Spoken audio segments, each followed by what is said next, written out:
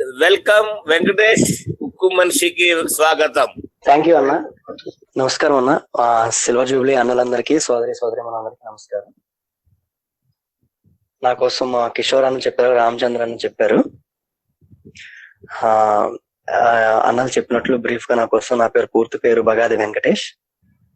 నేను యాక్చువల్ గా శ్రీకాకుళం జిల్లా మాది.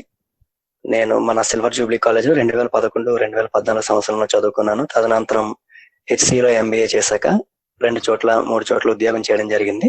ప్రస్తుతం Visakhapatnam steel plant assistant manager గా వర్క్ చేస్తున్నాను. అయితే ఈ రోజు నేను మాట్లాడబోయే అంశం ఏంటంటే, అసలు మనం ప్రతి ఒక్కరం కూడా సిల్వర్ జూబ్లీ అంటేనే కాంపిటీషన్. సిల్వర్ జూబ్లీకి వెళ్ళాలంటే కూడా మనలో చాలా మందితో కాంపీట్ అయ్యి మనం అక్కడికి వెళ్తాం. So precisely competition is not new to particularly our silver jubilants. So actually that is where we actually initiate competing this world, contesting our aspirations and all, and there we begin it actually immediately after completing intermediate. And now we are after completing a bachelor's degree, we completely enter into a new world of competition. అంతవరకు మనం చదివేదంతా మనం చదువు కోసం చేసే competition. ఇక్కడి నుంచి మనం చేసేది entire hour career, what ever we do in after our bachelors degree, that will stand with us till the age of 60s or sometimes even after that. So కొంచెం నేను చెప్పదలుచుకుంటే ఏంటంటే, అసలు నేను ఈ సెషన్ తీసుకోవడానికి కావచ్చు, లేకపోతే అసలు నన్ను గుర్తించింది కావచ్చు, నాకు మొట్టమొదటిగా జీవీవి సత్యనారాయణ అన్న రాజమండ్రి వాస్తవ్యులు అన్నగారు నాకు ఒక రోజు ప్రసాద్ అన్న తమ్ముడు ద్వారా కాల్ చేసి, మంగళవారం నాడు, బుధవారం అనుకుంటా, ఇలా తమ్ముడు నీకోసం తెలిసింది, కొంచెం ఇలా మన తోటి సోదరీమణులు ఉన్నారు, వాళ్ళకి మన తరపున ఇలా క్లాసెస్ అనేది కండక్ట్ చేయడం జరుగుతుంది, మన వైపు నుంచి మనం చేయగలే మోటివేషన్ వాళ్ళకి చేయడం అనేది జరుగుతుంది. సో నీ వైపు నుంచి కూడా నువ్వు ఇలా చేయాల్సి వస్తుంది, ఏమంటావు అని చెప్పి అడిగినప్పుడు నేను వేరే మాట అనుకుంటే తప్పకుండా అన్న అని చెప్పాను. ఆ తర్వాత అన్న ప్రోత్సాహంతో కిషోర్ అన్న, ఆ తర్వాత రమేష్ అన్న కనిగిరి నుంచి నిరంతరం ఈ 4-5 రోజులు కూడా నాకు ఇంపార్టెంట్ ఇన్పుట్స్ ఇస్తూ కంటిన్యూగా ఫాలో అప్ చేస్తూ ఉన్నారు. సో అన్నలతో మాట్లాడి నేను కూడా నిర్ణయించుకున్న అంశం ఏంటంటే, ఈ రోజు మాట్లాడబోయేది కాంపిటేటివ్ వరల్డ్ లో మనం ఏ రకంగా ఉండాలి. యాక్చువల్ గా మనకి వచ్చే అబ్స్టకల్స్ కావచ్చు, లేదంటే మన ప్రిపరేషన్ జర్నీలో మనం చాలా సార్లు మనకు తెలియకుండానే కొన్ని తప్పులు చేస్తుంటాం అనమాట. ఇవన్నీ నేను చెప్పేది నేను మొదటి వాడిని కాదు, లేదు ఇది మీరు చివరిసారి కూడా వినట్లేదు. ఇది కంటిన్యూస్ ప్రాసెస్. మనం ఈ జర్నీలో ఉన్నంతకాలం ప్రతిసారి కూడా we need some motivation from different sources, different people and different areas. So we get it. So అదే విధంగా నేను కూడా ఒకరిని మాత్రమే. సో ఈ రోజు నేను చెప్పబోయేది completely out of my experience, ఇంతవరకు నా జర్నీ ఏదైతే ఉందో అంతవరకు నేను అబ్జర్వ్ చేసినవి మాత్రమే. నేను పర్టికులర్ గా మాట్లాడేది అంతా కూడా పర్సనల్ పర్స్పెక్టివ్ లో. It may not apply to all others. ఇంకా ఇది కంప్లీట్ గా ఫాలో అవ్వాలని కూడా నేను చెప్పను, ఎందుకంటే మన ఓనర్షిప్ అనేది మనకి ఇంపార్టెంట్. ఏంటి ఆ ఓనర్షిప్ అంటే, మనం తెలుసుకొని మనం చేయడం అనే దాంట్లో ఉండేది, వేరే వాళ్ళని మనం అలా కాపీ చేయడం అనేది ఆ డిఫరెన్స్ అనేది ఉంటాయి. సో నేను ఏం చెప్పినా సరే, ఇన్ కేసు మీకు అది ఉపయోగపడినట్లుంటే తమ్ముళ్ళు చెల్లెళ్ళు అందరూ ప్లీజ్ తీసుకోండి. దానికి మీ సొంత ఆలోచనలు, మీ యొక్క వ్యక్తిత్వాన్ని జోడించి చేస్తే అది మంచి ఇంపాక్ట్ఫుల్ గా ఉంటదని అనుకుంటున్నాను. ఇక్కడితో అందరికి ధన్యవాదాలు చెబుతూ నేను నా సెషన్ స్టార్ట్ చేద్దామని చెప్పి అనుకుంటున్నాను, ప్రెజెంట్ చేస్తున్నాను. This is the topic that I am going to have my view on, how to succeed in any competitive exam with special focus on IBPS PO and RRB NTPC. So నేను మాట్లాడబోయేది not only just any particular competitive exam, overall, because different people, different aspirations, defines. So ప్రతి కూడా వేరే targets ఉంటాయి. Some like to be entrepreneurs, some like to be government secretary employees. So it depends. So that is why I want to touch upon this competitive examination and the spirit and the obstacles, the challenges that we face on to achieve our goals. So here I'm beginning now. As I told you, my focus will be on this IBPS PO and RRB NTPC. So before going to have look up on that. Let us now understand what exactly is competition. Competition anedi, as I clearly told, we are not new to that. Somehow not only we, every species, even the species that is not visible to our eyes also competes to survive. So competition is literally, it's a basic survival instinct of a living being. So if you go by the dictionary meaning of this word, this is how it will be: the activity or condition of striving to gain or win something by defeating or establishing superiority over others. So here what మనం యాక్చువల్గా ఇక్కడ observe చేయాల్సింది ఏంటంటే, competition అనేది particular గా gain or win, or you can say lose or fail, opposite of this. So competition లో two way ఉంటాయి. One has to win, other will have to lose. Both will not happen.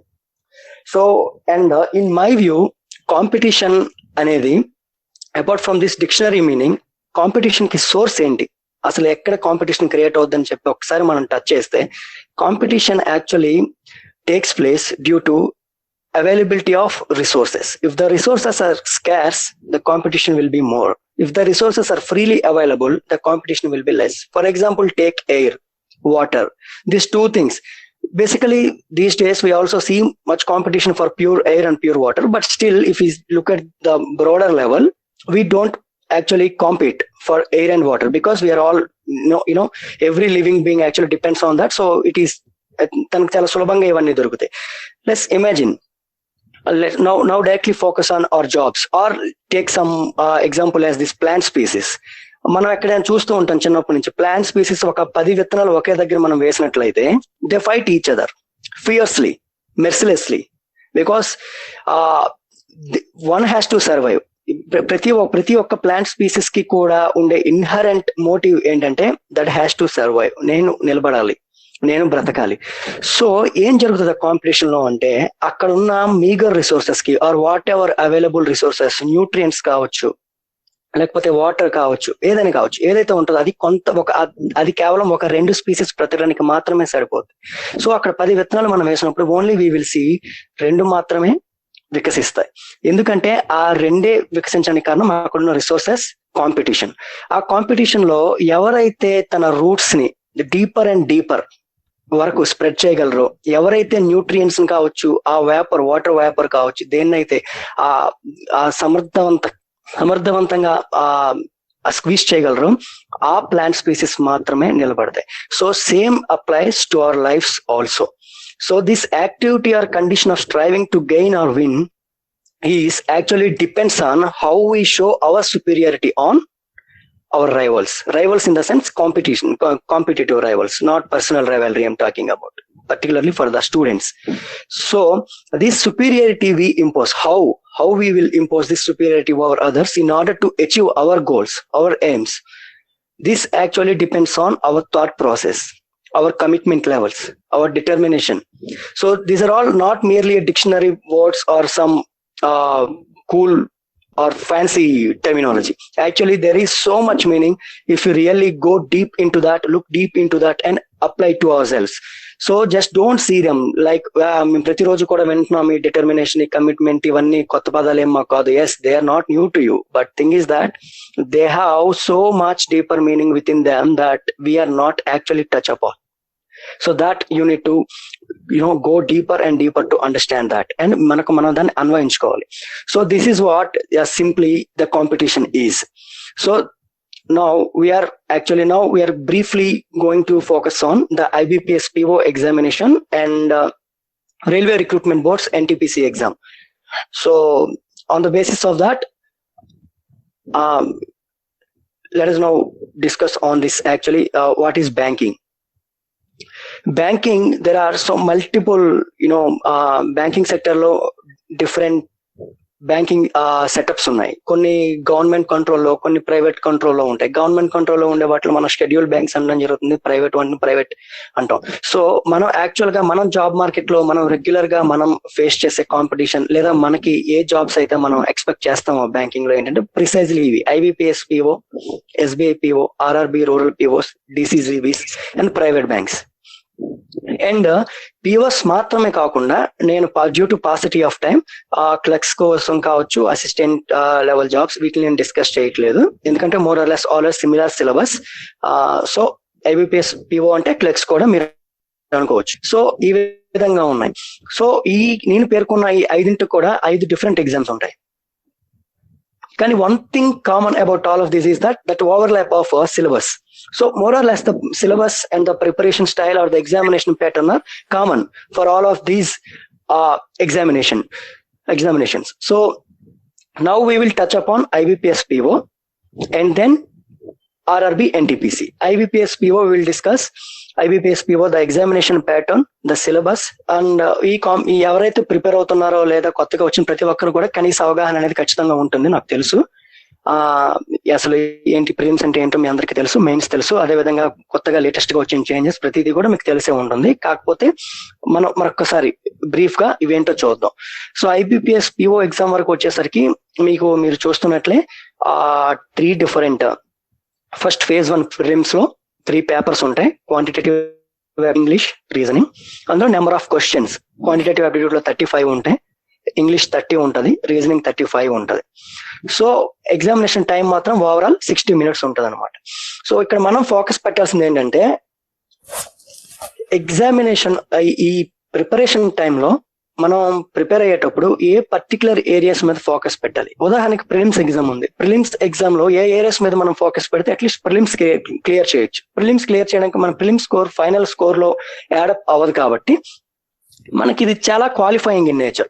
So ఇలాంటి exam లో మనం beat చేసేటప్పుడు ఏ విధమైన ఆలోచన ధోరణి ఉండాలి, మెయిన్స్ ఎగ్జామ్ అనేసరికి ఏ విధమైన ఆలోచన ధోరణి ఉండాలి, ఓవరాల్ ఇంటిగ్రేటివ్ ప్రిపరేషన్ మనం చేయాల్సి వచ్చేటప్పటికి అంటే ప్రిలిమ్స్ కి మెయిన్స్ కి కలిపి ఒకే టైప్ ఆఫ్ ప్రిపరేషన్ మనం చేస్తాం. కాకపోతే కొంతమంది early birds who recently join కొంచెం ముందు నుంచి స్టార్ట్ అయ్యే వాళ్ళకి ఒక అడ్వాంటేజ్ ఉంటుంది.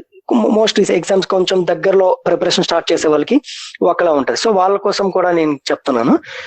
మనం యాక్చువల్ గా నేను ప్రిపేర్ అయ్యేటప్పుడు ఏం జరిగిందంటే సడన్ గా నేను డెలాయిట్ లో వర్క్ చేసేటప్పుడు నాకు జాబ్ అంత కన్వీనియంట్ గా అనిపించకపోవడం వలన జాబ్ మానేశాక వెంటనే ఐబిపిఎస్ స్పెషలిస్ట్ ఆఫీసర్ నోటిఫికేషన్ పడింది అనమాట.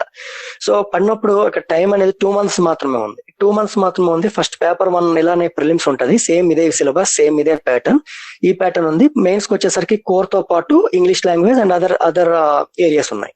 సో నేను ఫోకస్ పెట్టాల్సింది ఏంటి, సెక్షనల్ కట్ ఆఫ్స్ మనకి ఇక్కడ ఉంటాయి, మనందరికీ తెలిసిన విషయమే. ఇలా క్వాంటిటేటివ్ యాప్టిట్యూడ్ కి ఒక సెపరేట్ కట్ ఆఫ్ ఉంటది, ఇంగ్లీష్ కి ఒక కట్ ఆఫ్ ఉంటది, రీజనింగ్ ఎబిలిటీకి ఒక కట్ ఆఫ్ ఉంటది. సో మనం ఓవరాల్ గా ఏదో 2 సెక్షన్ లో మనకి ఫుల్ స్కోర్ వచ్చి ఇంకొకటి రాకపోతే వృధా. సో అన్నింట్లో కూడా మనం మినిమం మార్క్స్ అనేవి స్కోర్ చేయాలి. సో ఆ పాయింట్ నేను తీసుకొని బేసిక్ గా నా వరకు నేను ప్లెయిన్ గా ఓపెన్ హార్ట్ తో మాట్లాడుకుంటే నేను క్వాంటిటేటివ్ యాప్టిట్యూడ్ లో అప్పటికంత స్ట్రాంగ్ కాదు. నేను మొదటి నుంచి కామర్స్ బ్యాక్గ్రౌండ్, దాని వల్ల ఇంగ్లీష్ నాకు ఓకే, రీజనింగ్ ఓకే. సో అప్పటి నుంచి క్వాంట్ మీద ఫోకస్ పెట్టాను. సో ఇక్కడ 35 నెంబర్ ఆఫ్ క్వశ్చన్స్ ఉన్నాయి. సో ఇందులో నేను యాక్చువల్ గా ట్రెండ్స్ ఏంటి, ఎన్ని నెంబర్ ఆఫ్ క్వశ్చన్స్ మనం యాక్చువల్ గా అటెంప్ట్ చేస్తే ఈ పర్టికులర్ సెక్షన్ మనం క్వాలిఫై కావచ్చు, ఆ ఫోకస్ మీద నేను క్వాంటిటేటివ్ యాప్టిట్యూడ్ లో ఒక 4 సెలెక్ట్ ఏరియాస్ ఎంచుకున్నాను. అన్ని కలిపితే 20 marks. So literally I prepared for only 20 marks from this section. ఆ 20 marks నేను టార్గెట్ పెట్టి సింపుల్ గా ఎలా నేను స్కోర్ క్రాస్ చేయాలి. నాకు అర్థమైంది ఒక 10-15 marks వస్తాయి, because examination is టఫర్, questions also like their level of difficulty is also maximum. So ఎక్కువ స్కోర్ అనేది ఎవరికి రాదు, అవుట్ అండ్ అవుట్. మేబీ ఈ these days 50%, 40% of score also మనం చూస్తున్నాం. సో క్వాంటిటేటివ్ యాప్టిట్యూడ్ కి నేను కేవలం ఆ 3-4 ఏరియాస్ మీద మాత్రమే బాగా ఫోకస్ పెట్టి, సో ఎగ్జామినేషన్ అదే నేను చెప్పేది, సెక్షన్ ఒక్కొక్క సెక్షన్ కి మనం ఒక పర్టికులర్ ఫేజ్ లో మనం ఎలా మన మైండ్ అనేది లేదా మన ఆలోచన అనేది ఎలా ఉండాలి. ఎగ్జామ్ ని మనం అది క్వాలిఫైయింగ్ అయితే క్వాలిఫైయింగ్ లెవెల్లో మనం థింక్ చేసి దాన్ని క్లియర్ చేయడానికి ఫోకస్ పెట్టాలి. సో ఆ విధంగా నేను క్వాంట్ క్లియర్ చేశాను. ఇంగ్లీష్, రీజనింగ్ వరకు ఇప్పుడు వద్దాం, అలా చేశాను. ఇప్పుడు ఇంగ్లీష్ వరకు వద్దాం. మన సిల్వర్ జూబ్లీలో మనందరం మాట్లాడుకుంటే మనం ప్రతి ఒక్కరం కూడా చిన్నప్పటి నుంచి ఎవరు ఇంగ్లీష్ మీడియం కాదు. మనందరం ఇంటర్మీడియట్ వరకు నాకున్న నాలెడ్జ్ ప్రకారం దాదాపు 90% మెంబర్స్ మన కాలేజీలో చదువుకున్న వాళ్ళు తెలుగు మీడియం బ్యాక్గ్రౌండ్ నుంచి వచ్చాం. సో సడన్ గా మనం ఎప్పుడైతే ఇంగ్లీష్ మీడియం చదవాల్సి వచ్చిందో మనకి అంత కొత్త ప్రపంచంలో అనిపిస్తుంది, ఏమీ అర్థం కాదు. పర్టికులర్ గా ఫస్ట్ 1 year అయితే మనం ఎగ్జామ్స్ కూడా మనం ఏం రాస్తున్నామో మనకు తెలియదు, మనం ఏం రాస్తామో కూడా అప్పుడప్పుడు సార్స్ కూడా తెలియపోయి ఉండొచ్చు. సో ఆ రకంగా ఉంటది. సో అయితే మనం ఇప్పుడు ఈ కాంపిటేటివ్ వరల్డ్ లో మాత్రం ఇంగ్లీష్ యొక్క ఇంపార్టెన్స్ మనం తక్కువ అంచనా వేయడానికి వీల్లేదు. దాని వెయిటేజ్ అనేది చాలా ఎక్కువ. Not only from the view point of the examination, apart from that, like in the daily communication or official communications and everything are run in English language only. So that is more important than anything else, at least in this present world scenario. So ఎవరైతే ఇప్పుడు మనలో particular గా English language సరిగ్గా abilities తక్కువ ఉన్నాయని feel అవుతున్నారో, లేదా వాళ్ళ స్కిల్స్ సరిపోవట్లేదని కానీ, లేదా ఫ్రీక్వెంట్ గా కేవలం ఇంగ్లీష్ వల్ల మూలంగా ఆ ప్రాబ్లమ్స్ ఫేస్ చేస్తున్నారు ఆ తమ్ముళ్ళు కానీ లేకపోతే సిస్టర్స్, నేను చెప్పదలుచుకుంది ఏంటంటే, ఫస్ట్ ఇంగ్లీష్ అనే భయాన్ని పక్కన పెట్టేయండి. ఎందుకంటే నేను కూడా ఈరోజు నేను ఎంతో మాట్లాడుతున్నానంటే that's all the work that I did on improving my skills in this language. So మీరు కూడా చేయొచ్చు. మీరు చేయాల్సింది ఏం లేదు, జస్ట్ ఆ ఫియర్ పక్కన పెట్టేసి ఫర్మ్ బిలీఫ్ మీ మీద మీకు ఉండాలి. నేను ఈ లాంగ్వేజ్ నేర్చుకోగలను. ఆఫ్టర్ ఆల్ ఇది కూడా ఒక లాంగ్వేజే, ఇది కూడా ఒక భాష మాత్రమే. కొన్నాళ్ళ పాటు మనం శ్రమిస్తే ఇది మనం అందుకోలేనిది అయితే ఏం కాదు. సో ఇంగ్లీష్ లాంగ్వేజ్ నేర్చుకోవాలనుకున్నప్పుడు నేనేం చేశానంటే, నా ఫస్ట్ ఇయర్ లో రాగానే నా బ్యాచులర్స్ డిగ్రీలో ఎగ్జామ్స్ రాసేటప్పుడు మీరందరూ ఏమైనా అనుకోండి, నేను అప్పట్లో నాకు చిన్న తెలుసు ఇంటర్మీడియట్ గ్రామర్ తో ఇఫ్ క్లాస్ బాగా తెలుసు, if and then. So questions నేను రాసేటప్పుడు నేను ఏం రాయాలో నాకు ఏం అర్థమయ్యేది కాదు. ఎగ్జామ్స్ లో ఇంటర్నల్స్ కావచ్చు, సెమిస్టర్ లో కావచ్చు, most of the question paper నా ఆన్సర్ షీట్ ని ఎవరైనా చూస్తే అందులో ఇఫ్ అండ్ దెన్, ఈ ఇఫ్ క్లాస్ అనేది ఎక్కువ కనిపిస్తూ ఉంటది. ఎందుకంటే నాకు ఒక ఇష్యూని ఎలా ఎక్స్ప్రెస్ చేయాలో తెలియక ప్రతి ఇఫ్ కి దెన్ కి ముడి పెడుతూ అలా నెమ్మదిగా పాస్ మార్కులు తెచ్చుకోవడం మొదలెట్టాను. అప్పుడు నాకు అర్థమైంది, సో నేను ఇక్కడ ఇది ఇంప్రూవ్ చేసుకోకపోతే I know it's going to make my life a hell. So అప్పుడు నాకు అర్థమయ్యాక మన సిల్వర్ జూబ్లీలో ఉన్న స్పిరిట్ ఏంటంటే, spirit it's a soul of silver jubilee. ఏంటంటే ఏవైతే రూల్స్ ఉన్నాయో, నా ఎప్పుడైతే హాస్టల్స్ అన్ని ఇంతకు ముందు పూర్వం 2015 ముందు అనుకుంటా వరకు ఉండేది, ఇప్పుడు లేదు. సో బ్లాక్స్ వైజ్ ఉన్నప్పుడు సీనియర్స్ జూనియర్స్ అందరం కలిసి ఉండేటప్పుడు ప్రతిరోజు మార్నింగ్ న్యూస్ పేపర్ అనేది ఒకటి, ఇంగ్లీష్ న్యూస్ పేపర్ అనేది తప్పనిసరిగా ఉంటది. తెలుగు న్యూస్ పేపర్స్ ఆ మాటకు వస్తే రోజుకోటి మారుస్తాం, కానీ హిందూ అనేది కంపల్సరీ. ఎందుకంటే మన అన్నాళ్ళందరూ ముందు నుంచి దూరదృష్టితో ఆలోచించారు. ఇంగ్లీష్ లాంగ్వేజ్ చాలా ఇంపార్టెంట్. మన అందరం తెలుగు మీడియం బ్యాక్గ్రౌండ్ నుంచి వస్తున్నాం. సో దానికి సంబంధించి మనం ప్రతిరోజు వర్క్ చేయకపోతే మనం ఆ లాంగ్వేజ్ మీద కమెంట్ సాధించలేమని తెలిసి మనకి రెగ్యులర్ గా ప్రతి బ్లాక్ లో కూడా ఇంగ్లీష్ పేపర్ వస్తూ ఉంటుంది. నేను ఏం చేసేవాడిని అంటే, ఒక్కొక్కసారి క్లాసులు డుమ్మా కొట్టు కూడా out and out Hindu paper ను పట్టుకొని చదివేసేవాడిని. అంటే మొత్తం కాదు, పర్టికులర్ గా ఎడిటోరియల్ పేజెస్ కావచ్చు. ఫస్ట్ ఇయర్ నుంచి నాకు ఏం అర్థమయ్యేది కాదు. అసలు నేను ఎప్పుడు అది నాకు అర్థం అవ్వాలని చెప్పి నా మైండ్ లో టార్గెట్ కూడా నాకు లేదు. నాకు అనవసరం, అది నాకు అర్థం అవ్వద్దా అని నాకు తెలియదు. నా టార్గెట్ ఏంటంటే రోజుకి కనీసం 2-3 గంటల పేపర్ చదివేయాలి. సో అప్పుడప్పుడు బ్లాక్ లో నుంచి నేను ముందు రోజు వెనక రోజు పేపర్లు క్లాస్ కు పట్టుకెళ్ళిపోయి క్లాస్ వెనక డుమ్మ కట్టేసి, లేకపోతే మన ప్రిన్సిపల్ ఆఫీస్ పై మేడం మీదకి వెళ్ళిపోయి అక్కడ కూర్చొని పేపర్ మొత్తం చదివేవాడిని 1 గంట వరకు, అలా లంచ్ టైం అయ్యేంత వరకు. సో అలా నేను చదివాక అప్పుడు మా గురువు గారు శ్రీకాకుళం ఆర్ట్స్ కాలేజ్ లో బోరా హరికృష్ణ బాబు అని నా టీచర్, ఆయన నా మెంటర్ కూడా. ఆయన నాకు సజెస్ట్ చేశారు, నీకు ఇంగ్లీష్ నువ్వు డెవలప్ చేసుకోవాలంటే వెంకటేష్, నువ్వు వర్డ్ పవర్ మేడ్ ఈజీ అని చెప్పి ఒకటి వొకాబులరీ బిల్డర్ ఉంటది, ఆ బుక్ ఒకటి కొనుక్కో. అదే విధంగా రెనన్ మార్టిన్ అని చెప్పి high school English grammar book ఉంటది, అది థొరోలీ నువ్వు చదవాలి అని చెప్పారు. చదివాక నేను ఫస్ట్ ఇయర్ లో ఏం చేశానంటే, నా లెవెల్కి చాలా మించింది అది వర్డ్ పవర్ మేడ్ ఈజీ అనేది. కాకపోతే అప్పుడు కూడా నేను భయపడలేదు, ఏదైతే ఏంటి చదివేలా అంతే. అది నాకు అర్థమైందా లేదా, అది దట్ కమ్స్ నెక్స్ట్. ఫస్ట్ ఏంటంటే I need to read it first. ఆ రకంగా అనుకుని word power made easy start చేసి 3 months లో బుక్ మొత్తం చదివేశాను. ఎందుకంటే నా కమిట్మెంట్ ఒకటే. అప్పుడు నేను నా క్లాస్ స్టడీస్ కంటే ఎక్కువగా కూడా నా కమిట్మెంట్ ఇంగ్లీష్ మీదే ఉండేది. సో 3 నెలల్లో word power made easy book మొత్తం చదివేశాను. అంటే ఏంటి, ఒక ఇంగ్లీష్ వర్డ్ అనేది ఎలా తయారవుద్ది, దానికి మీనింగ్ ఏంటి, దానికి బ్యాక్గ్రౌండ్ ఏంటి, ఆ తర్వాత ఏంటి అని చెప్పి అన్ని ఆ బుక్ లో చాలా చక్కటి బుక్. అది చదివేటప్పుడు చాలా ఆ ఇంట్రెస్ట్ ఉండే వాళ్ళకి చాలా అద్భుతంగా అనిపిస్తుంది. సో ఆ బుక్ నేను చదివి నా వొకాబులరీని ఎప్పుడైతే బిల్డప్ చేసుకున్నానో నాకు ఒక కాన్ఫిడెన్స్ వచ్చింది. ఆ తర్వాత Wren and Martin high school English grammar book పట్టుకొని ఆ బుక్ పార్ట్ 1 మొత్తం నేను పేజ్ టు పేజ్ ప్రతిదీ ఆల్మోస్ట్ నాలో నేను అసిమిలేట్ చేసుకున్నాను దాన్ని. సో ఆ బుక్ కూడా. సో నేనేం చెప్పదలుచుకుంటున్నా అంటే, ఇంగ్లీష్ కోసం ఫస్ట్ మన ఫియర్ వదిలేయాలి. ఏదైనా చదివేటప్పుడు అది మనకి అర్థమవుతుందా అర్థమవట్లేదా అని అనిపించినప్పుడు, అర్థం అవ్వకపోయినా పర్లేదు, ఇట్స్ ఓకే. ఫారిన్ లాంగ్వేజ్ అది, మన మదర్ టంగ్ కాదు, neither it is a Indian language. So it is foreign to us, it is alien to us. So it is completely okay, it's fully fine. అర్థం చేసుకోకపోవడం అనేది very common thing, అర్థం అవ్వకపోవడం కూడా problem లేదు. కానీ చదవకపోవడం, భయపడడం అనేది ప్రాబ్లం. కన్సర్న్ ఏంటంటే, ఇది నాకు అర్థం కాదు అని చెప్పి వదిలేయడం తప్పు. ఇది నేను చదవలేను అని చెప్పి మన కోసం మన సెల్ఫ్ ను మనం అండర్ వాల్యూ చేయడం తప్పు. మనం చేయాల్సింది ఒకటే, ఇది నేను చేస్తాను, ఇది నేను చదువుతాను, ఇది నాకు ఈ రోజు కాకపోతే 1 నెల తర్వాత 6 నెలల తర్వాత అర్థం అవుతుంది. అర్థం కాకుండా మాంది కదా ప్రతిరోజు చదివింది చదివితే. ఇంకోటి, న్యూస్ పేపర్స్ చదివితే ఇంగ్లీష్ లాంగ్వేజ్ ఎందుకు వస్తుంది అంటే, న్యూస్ పేపర్ అనేది society, whatever happening around us అనేది న్యూస్ పేపర్ లో రిఫ్లెక్ట్ అవుద్ది. మీకు అట్లీస్ట్ మీకు కాంటెక్స్ట్ తెలుసు, ఏంటి మీకు భాష అర్థం కాకపోయినా ఆ భావం తెలుసు. ఆ భావం మీకు తెలిసినప్పుడు పోను ఆటోమేటిక్ భాషను కూడా అర్థం చేసుకుంటారు. ఓ, ఈ భావంలో ఈ పర్టికులర్ కాంటెక్స్ట్ లో ఈ సెంటెన్స్ యూస్ చేస్తున్నారు, ఈ పర్టికులర్ కాంటెక్స్ట్ లో ఈ వర్డ్ యూస్ చేస్తున్నారు. So learning A word by its dictionary meaning is different from learning a word by its context is more powerful. So that is why I suggest you to develop your English language skills on the basis of context. ఒక్కో context లో English language మారిపోద్ది. ఒక పదాన్ని ఒక context లో use చేసినట్లు అదే పదాన్ని ఇంకా వేరు మల్టిపుల్ కాంటెక్స్ట్ లో యూజ్ చేయొచ్చు. సో మీరు ఒక పదాన్ని డిక్షనరీ మీనింగ్ చదివి నా పని అయిపోయింది, లేదా ఒక గ్రామర్ పుస్తకం చదివి నా పని అయిపోయింది అంటే, ఎస్, మీ పని అయిపోయింది. You will never be able to learn this language. You need to learn this language. You need to focus, read religiously. You need to religiously read the newspaper. You will understand the context. Then only different sentences, different wordings and their uses. ఇవన్నీ మనకు పోను తెలుస్తుంటాయి. ఇవన్నీ తెలిస్తే, ఇదంతా మనం నేర్చుకుంటే ఇది మనకి ఎక్కడ హెల్ప్ చేస్తుంది అంటే, ఇది మనకు తెలియకుండానే సబ్ కాన్షియస్ గానే దీని ఇంపాక్ట్ మన మీద ఉంటుంది. ఉదాహరణకి నా డిగ్రీ ఫైనల్ ఇయర్ లో నేను XCAT రాశాను, one of the toughest examinations in India after cat. ఆ జేవియర్స్ ఆప్టిట్యూడ్ టెస్ట్ అని చెప్పి XLRI జార్ఖండ్ లో అప్పట్లో నా ఆస్పిరేషన్ లో ఉండదు, MBA మంచి కాలేజ్ లో చేయాలని చెప్పి రాశాను. అయితే మీకు ముందు చెప్పాను కదా, నేను కామర్స్ బ్యాక్గ్రౌండ్ స్టూడెంట్, నాకు మ్యాథ్స్ అంతగా రాదు. కానీ ఇంట్రెస్టింగ్లీ నాకు ఆ రిజల్ట్స్ వచ్చినప్పుడు ఇంగ్లీష్ పేపర్ నుంచి నాకు 85% వచ్చింది ఇంగ్లీష్ పేపర్ లో. సో అది నాకు చాలా సర్ప్రైజింగ్ అనిపించింది. 85% నాకు రావడం ఏంటి అవుట్ ఆఫ్ 100. అదే మ్యాథ్స్ చూస్తే 40% వచ్చింది. సో నేను క్వాలిఫై కాలేదు. కాకపోతే నేను పెట్టిన ఎఫర్ట్స్, నేను ఇంగ్లీష్ లాంగ్వేజ్ మీద పెట్టిన ఎఫర్ట్స్, నేను చిన్నప్పటి నుంచి కూడా ఇంగ్లీష్ స్టూడెంట్ కాకపోయినప్పుడు కూడా ఆ ఎగ్జామ్స్ లో వచ్చే స్టైల్ కావచ్చు, ఆ క్వశ్చన్ కావచ్చు, ఆన్సర్ ని చాలా సింపుల్ గా చేసే మైండ్, ఆటోమేటిక్ గా నా మైండ్ వర్క్ చేస్తాను. నేను ఆలోచించాను గ్రామర్ రూల్స్ ఏంటి నా వరకు వచ్చేటప్పుడు, నేను ఎగ్జామ్స్ రాసేటప్పుడు. సో ఇది నాకు ఏంటంటే ఈ ఫేజ్ మొత్తంలో నాకు ఇది హెల్ప్ చేసింది. పర్టికులర్గా బ్యాంకింగ్ ఎగ్జామ్స్ నేను ప్రిపేర్ అయినప్పుడు ఇంగ్లీష్ పేపరే మళ్ళీ నాకు సేవియర్.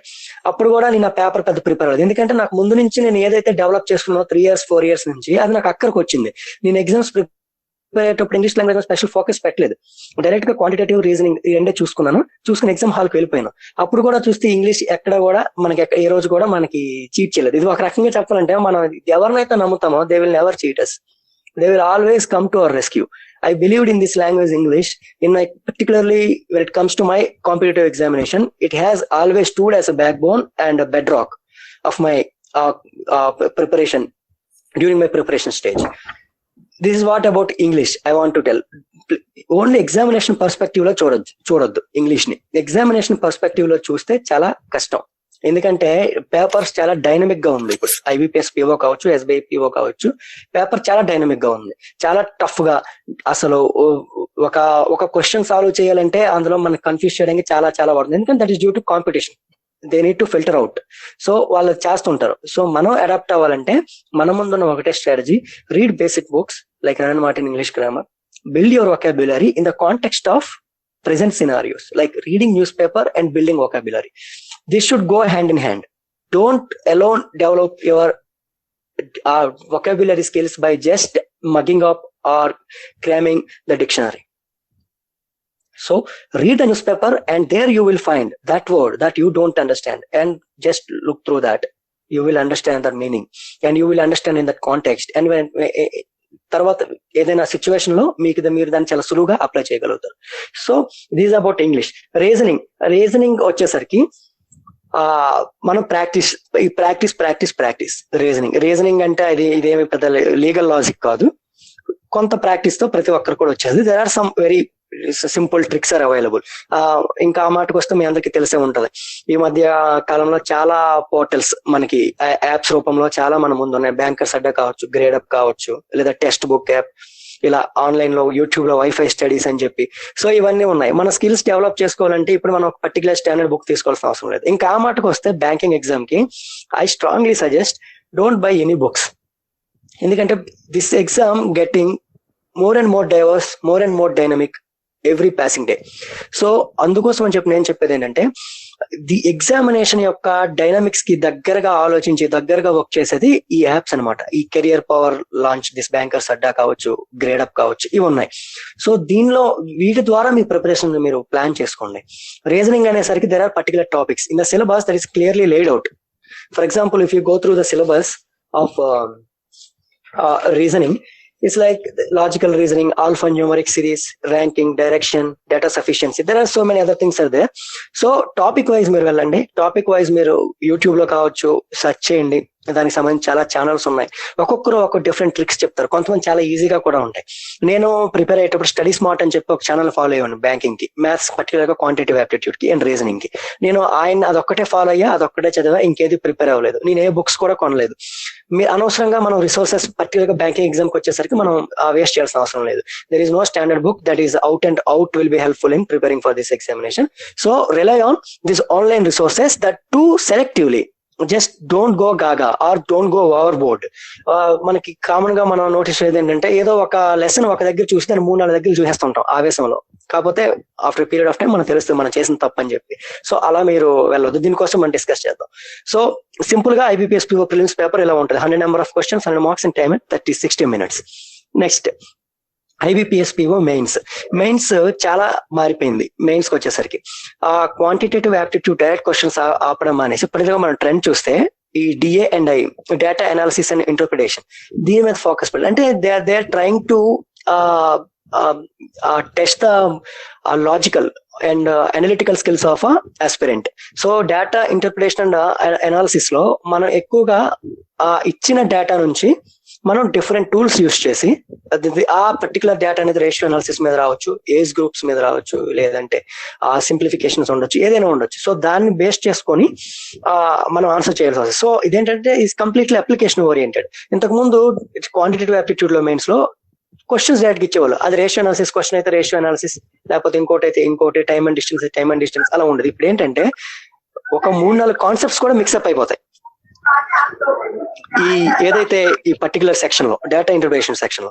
సో ఆ సెక్షన్ లో హలో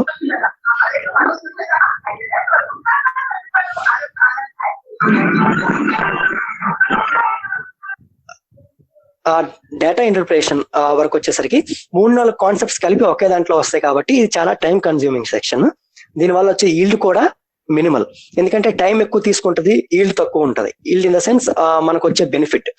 సో మనం తక్కువ క్వశ్చన్ అటెంప్ట్ చేసే అవకాశం ఉంటది, లేదా ఒక్కొక్కసారి మనం చేసిన కూడా తప్పు కావచ్చు. సో ఇక్కడ మల్టిపుల్ కాన్సెప్ట్స్ అప్లై అవుతాయి. కాబట్టి ఒకే దాంట్లో మీరు అప్లికేషన్ ఓరియంటెడ్ గా ప్రాబ్లమ్ సాల్వ్ చేయడం నేర్చుకోవాలి. అంటే డైరెక్ట్ ఇండివిజువల్ క్వశ్చన్ సాల్వ్ చేయడం ఆపేసి బేసిక్ కాన్సెప్ట్స్ మీరు డెవలప్ చేసుకున్న తర్వాత ఓవరాల్ గా డైరెక్ట్ గా ఈ టైప్ ఆఫ్ సిమిలర్ క్వశ్చన్స్ ని మనకి అవైలబుల్ ఆన్లైన్ సాల్వ్ చేయడం ద్వారా మీరు ఈ పర్టికులర్ సెక్షన్ అయితే బీట్ చేయగలరు. ఆ తర్వాత రీజనింగ్ అండ్ కంప్యూటర్స్ వచ్చేసరికి నేను కంప్యూటర్స్ ని నేను బ్యాంకింగ్ పెద్దగా ప్రిపేర్ కాలేదు. కాకపోతే యూజీసీ నెట్ ప్రిపేర్ అయ్యేటప్పుడు, యూజీసీ నెట్ JRF ప్రిపేర్ అయ్యేటప్పుడు పేపర్ 1 లో కంప్యూటర్స్ వచ్చింది. నేను ఏం చేశానంటే కంప్యూటర్స్ కి ఆన్లైన్ లో ఒక పర్టికులర్ ఛానల్ ఉండేది అనమాట, JRF కి సంబంధించి. ఆ ఛానల్లో కంప్యూటర్ బేసిక్స్ చెప్పారు. అవే నేను జస్ట్ అది ఒక 1-2 hours టైం అనమాట స్పెండ్ చేస్తే. ఒక 2 hours టైంలో బేసిక్స్ అన్ని తెలుసుకున్నాను. ఆ తర్వాత 2-3 సార్లు రివైజ్ చేశాను. అంతే. కంప్యూటర్స్ కోసం మీరు ఎక్కువగా వరీ అవ్వాల్సిన పని లేదు. కంప్యూటర్స్ బేసిక్స్ కొన్ని ఉంటాయి, అవి తెలుసుకుంటే చాలు. కంప్యూటర్స్ మీద మాక్సిమం 1 week కంటే ఎక్కువ టైం వెచ్చించాల్సిన అవసరం అయితే లేదు. ఒకసారి చదివామంటే జస్ట్ రివైజ్ చేసుకుంటే చాలు. చాలా సింపుల్ సబ్జెక్ట్, ఎందుకంటే అది static. That is not reasoning or English or something. ప్రతిరోజు ప్రాక్టీస్ చేయాలి. ఒకసారి చదివాక ఈ గ్యాప్ లో ఎగ్జామ్కి వెళ్ళే టైప్ మీ టైం బట్టి, ఎగ్జామ్ 6 months ఉందనుకోండి, monthly once or monthly twice చేసుకున్న చాలు. అది చాలా easy. Reasoning practice, English practice, and data analysis and interpretation, all everything strongly intertwined with practice. And now GA and BA, this is general awareness and banking awareness. This particularly banking exams లో మనకు వాళ్ళు test చేసేది ఏంటంటే మన financial knowledge, అంటే మన economy related questions వచ్చే అవకాశం ఉంటుంది. దాంతోపాటు banking awareness. For example banking లో మనకి డిఫరెంట్ రేట్స్ ఉంటాయి. బ్యాంక్ రేట్ అని చెప్పి, repo rate, reverse repo rate, ఇలా SLR, MCLR, ఇలా ఉంటాయి. డిఫరెంట్ ఈ టెర్మినాలజీస్ ఉంటాయి. ఇది బేసిక్ గా మీరు ఏ ఎకానమీ బుక్ కొనుక్కున్నా సరే ఇవి డీటెయిల్ గా ఉంటాయి. లేదు మీకు డౌట్ ఉందంటే ఇలాంటి కాన్సెప్ట్స్ కోసం మీరు ఇవి ఎక్కువగా తరచుగా అడుగుతారు ఈ క్వశ్చన్స్, ఈ పర్టికులర్ గా బ్యాంకింగ్ ఆర్బీఐ పాలసీస్ కావచ్చు, మానిటరీ పాలసీ ఈ నుంచి. సో ఈ మానిటరీ పాలసీ మృణాల్.org అని చెప్పి ఎకానమీకి ఒక పోర్టల్ ఉంటది. సో మృణాల్ పోర్టల్ నుంచి మీరు ఈ పర్టికులర్ ఓన్లీ ఎక్కువగా అనవసరమైన విషయాల మీద ఫోకస్ పడ్డద్దు, only focus on the syllabus. మనం ఏది స్కాలర్లీ డాక్యుమెంట్ ప్రిపేర్ చేయట్లేదు, లేకపోతే మనం రీసెర్చ్ చేయట్లేదు. మనకేంటి, we need to meet the examination requirements. అది ఇంకా మీకు నాలెడ్జ్ కావాలనుకోండి, first clear the exam letter, మీకు నచ్చినంత నాలెడ్జ్ మీరు ఎక్వైర్ చేసుకోవచ్చు. కానీ ఎగ్జామినేషన్ స్టేజ్ లో డోంట్ డీవియేట్. ఆ ట్రస్ట్ ఉంటుంది ప్రతి ఒక్కరికి, నేర్చేసుకోవాలి, ఎక్కువ తెలుసుకోవాలని చెప్పి. కానీ ఎక్కువ తెలుసుకోవడం వల్ల ఎక్కువ టైం వేస్ట్ అవుతుంది. సరే, దాని ఉపయోగం ఏమైనా ఉందా అంటే ఉండదు. సో ఎక్కువ తెలుసుకోవద్దు దయచేసి. మనం ఏది తెలుసుకోవాలి, మనం ఏం చేయాలి, ఎగ్జామినేషన్ వ్యూ పాయింట్ లో మాత్రమే ఆలోచించాలి. Always keep that syllabus copy in hand. మీకు ఎప్పుడు అవసరం వచ్చినా సరే దాన్ని మీరు రెఫర్ చేస్తూ ఉండండి. ఇన్ కేసు మీరు కన్ఫ్యూజ్ అయినా లేదా డీవియేట్ అయినా, ఎప్పుడు కూడా సిలబస్ దాటి మీరు దయచేసి వెళ్ళొద్దు. సిలబస్ లోనే వస్తుంది. బ్యాంకింగ్ అవేర్నెస్ అని నేను ఇప్పుడు మీకు పర్టికులర్ గా చెప్తున్నాను. మృణాల్.orgకి వెళ్ళమను, అక్కడ ఎకానమీ మెటీరియల్ చాలా ఎక్కువ ఉంటుంది. Don't waste your time. Banking సంబంధించి what is monetary policy, different monetary tools used by the RBI in controlling inflation or many other things. So అవి దాని కింద ఒక 5 ఇంపార్టెంట్ టాపిక్స్, 10 టాపిక్స్ ఉంటాయి. అవి మీరు తెలుసుకోండి, అది అయిపోద్ది. జనరల్ అవేర్నెస్ కి వచ్చేసరికి రోజు న్యూస్ పేపర్ చదవండి with special focus on economy and business page. For example మీరు హిందూ పేపర్ చదివితే బిజినెస్ పేజ్ లో మీరు ఇంపార్టెంట్ వాటిని గమనిస్తూ ఉండండి చాలు. మీరు ఇంట్రెస్ట్ ఉంటే మీరు నోట్ మేకింగ్ చేసుకోవచ్చు, లేకపోతే లేదు. బ్యాంకింగ్ వరకు చాలా క్యాప్సూల్స్ కూడా వస్తున్నాయి. మీరు జస్ట్ అబ్జర్వ్ చేస్తే మీకు మంత్లీ క్యాప్సూల్స్ ఏవైతే వస్తే దే ఆర్ ఎనఫ్. మీరు కరెక్ట్ గా చదువుకుంటే చాలు. కాకపోతే మీరు చదివేటప్పుడు ఏంటి, ఉదాహరణకి RIL ఒక 8% లాసెస్ వచ్చాయి, లేకపోతే ప్రాఫిట్స్ వచ్చింది 6,000 crores, ఇది కాదు మనం చదవాల్సిన న్యూస్. కంపెనీకి సంబంధించిన డేటా మీరు చూడొద్దు. We need to look at macro level. Micro economics and macro economics. Like that, when it comes to examination, we need to look at macro level. Reliance Industries ఉంది for example, side conglomerate, different salt to software వరకు ఉన్నాయి different వాటిలో. So ఆ particular ఇండస్ట్రీకి సంబంధించిన economics కావచ్చు, financials కావచ్చు, మనకు అనవసరం ఎగ్జామినేషన్ వ్యూ పాయింట్ లో. కానీ దట్ పర్టికులర్ ఇండస్ట్రీకి మనకు అవసరం. క్వశ్చన్ వచ్చే అవకాశం, ఉదాహరణకి steel industry, that's the big industry, or oil, petroleum and natural gas, this is the industry. So industry specific గా మ్యాక్రో లెవెల్లో చూసినప్పుడు ఆ ఇండస్ట్రీకి సంబంధించిన ఫినాన్షియల్స్ మనం తెలుసుకుంటే చాలు. పర్టికులర్ గా న్యూస్ పేపర్ చదివేటప్పుడు నేను అనేది, లేదా ఆర్బీఐకి సంబంధించి, ఆర్బీఐ ఎప్పటికప్పుడు రివైజ్ చేస్తూ ఉంటది ఈ మానిటరీ పాలసీస్ కావచ్చు, లేకపోతే ఆ మానిటరీ ఎన్వైరన్మెంట్ దానికి సంబంధించింది, ఫారెక్స్ సంబంధించి కావచ్చు, లేకపోతే గవర్నమెంట్ ఫిస్కల్ పాలసీకి సంబంధించి ఇలాంటివి వస్తుంటాయి. వీటి మీద మీరు దృష్టి పెట్టాలి, మ్యాక్రో టాపిక్స్ మీద. అంటే ఒక గవర్నమెంట్ తీసుకున్న నిర్ణయం కావచ్చు, ఒక ఆర్బీఐ తీసుకున్న నిర్ణయం కావచ్చు, ఎంటైర్ బ్యాంకింగ్ నెట్వర్క్ మీద ప్రభావం చూపిస్తుంది. అది చూసుకోవాలి. అంతేగాని ఏదో ఒక SBI బ్యాంక్ సంబంధించి ఏదో ఒక న్యూస్ వస్తుంది, ఏంటి ప్రాఫిట్ సంబంధించి కావచ్చు, లాసెస్ సంబంధించి కావచ్చు, లేకపోతే NPS సంబంధించి కావచ్చు, అలా చూడొద్దు. ఉదాహరణకి NPS, నాన్ పర్ఫార్మింగ్ అసెట్స్, దానికోసం మీరు చదివేటప్పుడు ఓవరాల్ బ్యాంకింగ్ పిక్చర్ మీరు చూడాలి. Don't look at individual banks level. Overall banking picture, overall గా సంబంధించి ఏ పిక్చర్ ఉందో ఆ న్యూస్ మీరు చదవాలి. NPS ఇన్ బ్యాంకింగ్ సెక్టర్ అని మీకు కీవర్డ్ అక్కడ. సో ఎప్పుడైతే బ్రాడర్ లెవెల్లో, మ్యాక్రో లెవెల్లో న్యూస్ టచ్ చేస్తుందో దాన్నే మీరు చూడండి. ఇండివిజువల్ న్యూస్ మీద దయచేసి ఫోకస్ పెట్టొద్దు. That will kill your time. This is about general intelligence and banking awareness. Next మన కొత్తగా వచ్చిన ఎగ్జామినేషన్ ప్యాటర్న్ చేంజ్ ఏంటంటే, SBI PO లైన్స్ లోనే IBPS PO కూడా essay and letter writing add చేయడం జరిగింది. ఈ ఎస్ఏ అండ్ లెటర్ రైటింగ్ ని, ఇది కూడా డ్యూ టు కాంపిటీషన్. మనం ఏదైనా సరే ఇప్పుడు చూడాల్సింది ఏంటంటే, ఏదైనా ఒక ఎగ్జామ్ యొక్క ప్యాటర్న్ చేంజ్ అవుతుంది, లేకపోతే మనకు అనిపిస్తుంది అది చాలా చేంజ్ అవుతుంది, కష్టంగా మారుతుంది అంటే అంత ఫియర్స్ కాంపిటీషన్ ఉందని. Competition also quality competition, not that in terms of quantity. 10 లక్షల మంది అప్లై చేయొచ్చు, but that quality of 10,000 members mercilessly fighting for that 100 posts. That is what I mean to say quality. So quality కావాలి అని చెప్పి అటువైపు నుంచి ఉన్నప్పుడు, లేదా కాంపిటీషన్ వైపు పెరుగుతున్నప్పుడు, of course they will look after tools that will enable them to filter out the scrap. So this essay and letter writing అనేది ఏంటంటే, ఫస్ట్ IBPS POలో ఇంట్రడ్యూస్ చేశారు, SBI POలో. అది ఇంతకాలం కట్టుకుంది, దాదాపు 3-4 ఏళ్ళ నుంచి. ఇప్పుడు మన IBPS POలో కూడా పెట్టడం జరిగింది. దీనికోసం ఎక్కువ వరీ అవ్వద్దు, సింపుల్ 50 మార్క్స్ ఉంటుంది. ఎంత తోపులా మీరు రాయండి, లేదా ఎంత తక్కువలో మీరు రాయండి, you will get minimum score of 20 కానీ దానివల్ల మీకు యూజ్ ఉండదు. You need to at least get 30 to 35 రావాలంటే ఎస్ఏ అండ్ లెటర్ రైటింగ్ లో letter formats, latest trends, old letter formats చూడొద్దు, లేదా 101 బుక్స్ ఆఫ్ ఎస్ఏస్ అని చెప్పి ఇలాంటివి ఏం కొనొద్దు.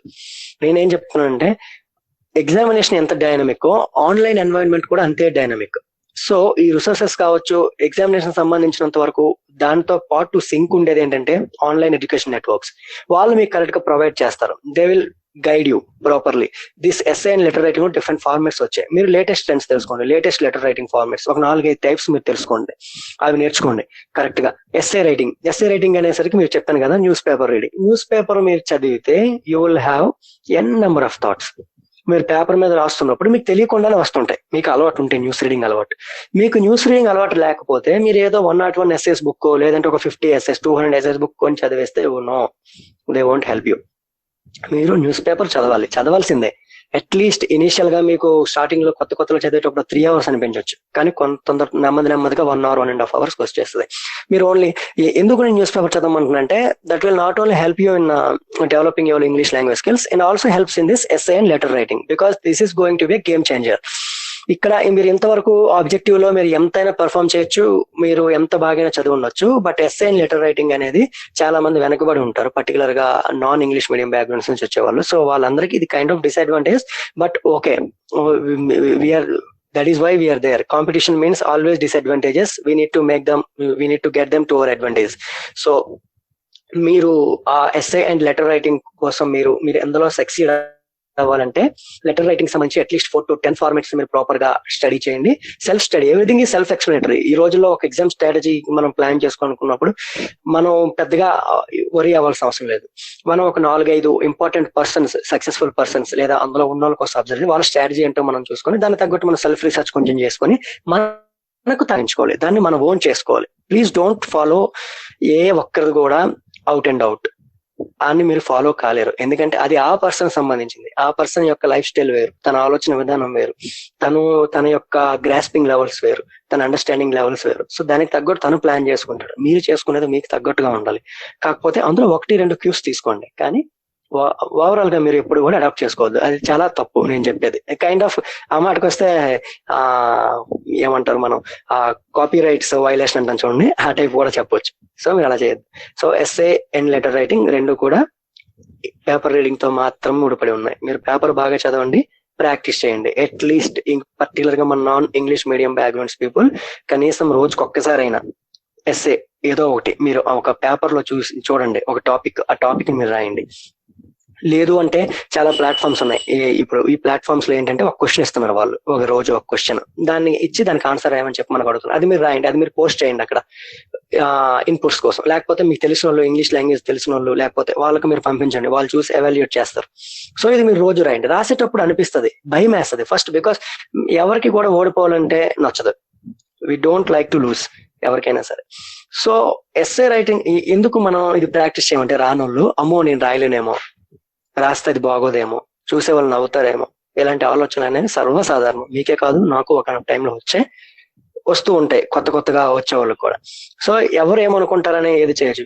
మీరు చేసేది ఎవరి కోసం కాదు, మీరు చేసేది మీకోసం మాత్రమే, మీ ఫ్యామిలీస్ కోసం, మీకోసం. సో ఎవరు ఏమనుకున్నా మీకు అనవసరం. అది కూడా మీకు ఒక బిల్డింగ్ బ్లాక్ కాబోతున్నప్పుడు దానికోసం మీరు ఆలోచించొద్దు. అది మీ బిల్డింగ్ బ్లాక్. మీకు ఏదైతే మొహమాటం కావచ్చు, బిడియం కావచ్చు ఉన్నాయో అవన్నీ పక్కన పెట్టండి. మీ ప్రతిరోజు ఒక ఆన్సర్ రాయండి. ఇనీషియల్ స్టేజ్ లో మీరు ఏం చేస్తారంటే న్యూస్ పేపర్ లో మీకు నచ్చిన ఆర్టికల్ తీసుకొని దాన్ని అలా చూస్తూ కింద రాస్తూ ఉండండి. ఒక చిన్న పారాగ్రాఫ్ తీసుకుంటే, ఎక్కువ వద్దు, ఒక 200-250 వర్డ్స్ లో ఉన్న చిన్న పారాగ్రాఫ్ తీసుకొని దాన్ని ఒక పేపర్ మీద పెట్టండి, అలా చూసి రాయండి. ఒక 2 సార్లు రాయండి, పర్లేదు. ఇనీషియల్ గా remember, there is no gain without pain.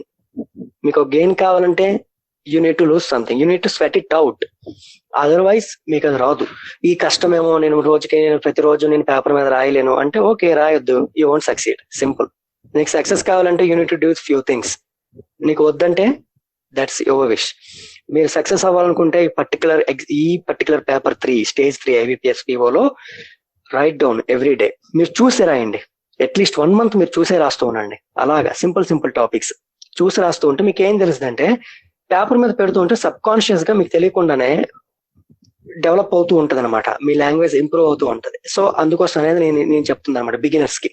లేదు కొంచెం మోడరేట్ కమాండ్ ఉన్న వాళ్ళు డైరెక్ట్ గా మీకు నచ్చి మీ లాంగ్వేజ్ లో రాయండి. ఒక పర్టికులర్ ఎస్సే ఒక ఎడిటోరియల్ చదవండి, దాన్ని మీకు తగ్గట్టు రాసుకోండి, నో ప్రాబ్లం. ఆ ఎడిటోరియల్స్ రాసే వాళ్ళు ఆ పర్టికులర్ ఫీల్డ్ లో ఎక్స్పర్ట్లు, వాళ్ళు అందులో ఎంతో రీసెర్చ్ చేసేటోళ్ళు. They are not journalist like us. So expert style of writing is different from journalist మనలాంటి వాళ్ళు. సో మనం అలా ఉంటే మనం ఎందుకు ఇది రాయాల్సి, మనం ఎక్స్పర్ట్స్ అవుతాం, మనం కూడా న్యూస్ పేపర్ లో పబ్లిష్ చేస్తాం. So first remember that you are not expert in that particular subject or area. So అందుకే అది చదివి మీకు నచ్చిన భాషలో మీరు రాసుకోండి. రాసుకున్న తర్వాత ఎవరికైనా చూపించండి, కరెక్షన్ చేసుకోవడం ఇంపార్టెంట్, రాసేయడం ఒక్కటే కాదు. లేదా సెల్ఫ్ కరెక్షన్ చేసుకోండి, మీకు తెలిసిపోద్ది. మీరు రాసింది మళ్ళీ అక్కడ కంపేర్ చేయండి, ఏ పదానికి బదులు మీరు ఏ పదాన్ని వాడారు, ఏ సెంటెన్స్ మీరు ఏ రాంగ్ సెంటెన్స్ రాశారు. ఇది మీకు తెలిసినప్పుడు స్లోలీ ఒక 6 months కావచ్చు, 1 year కావచ్చు, ఆర్ పీరియడ్ ఆఫ్ టైం, ఇది చెప్పలేము.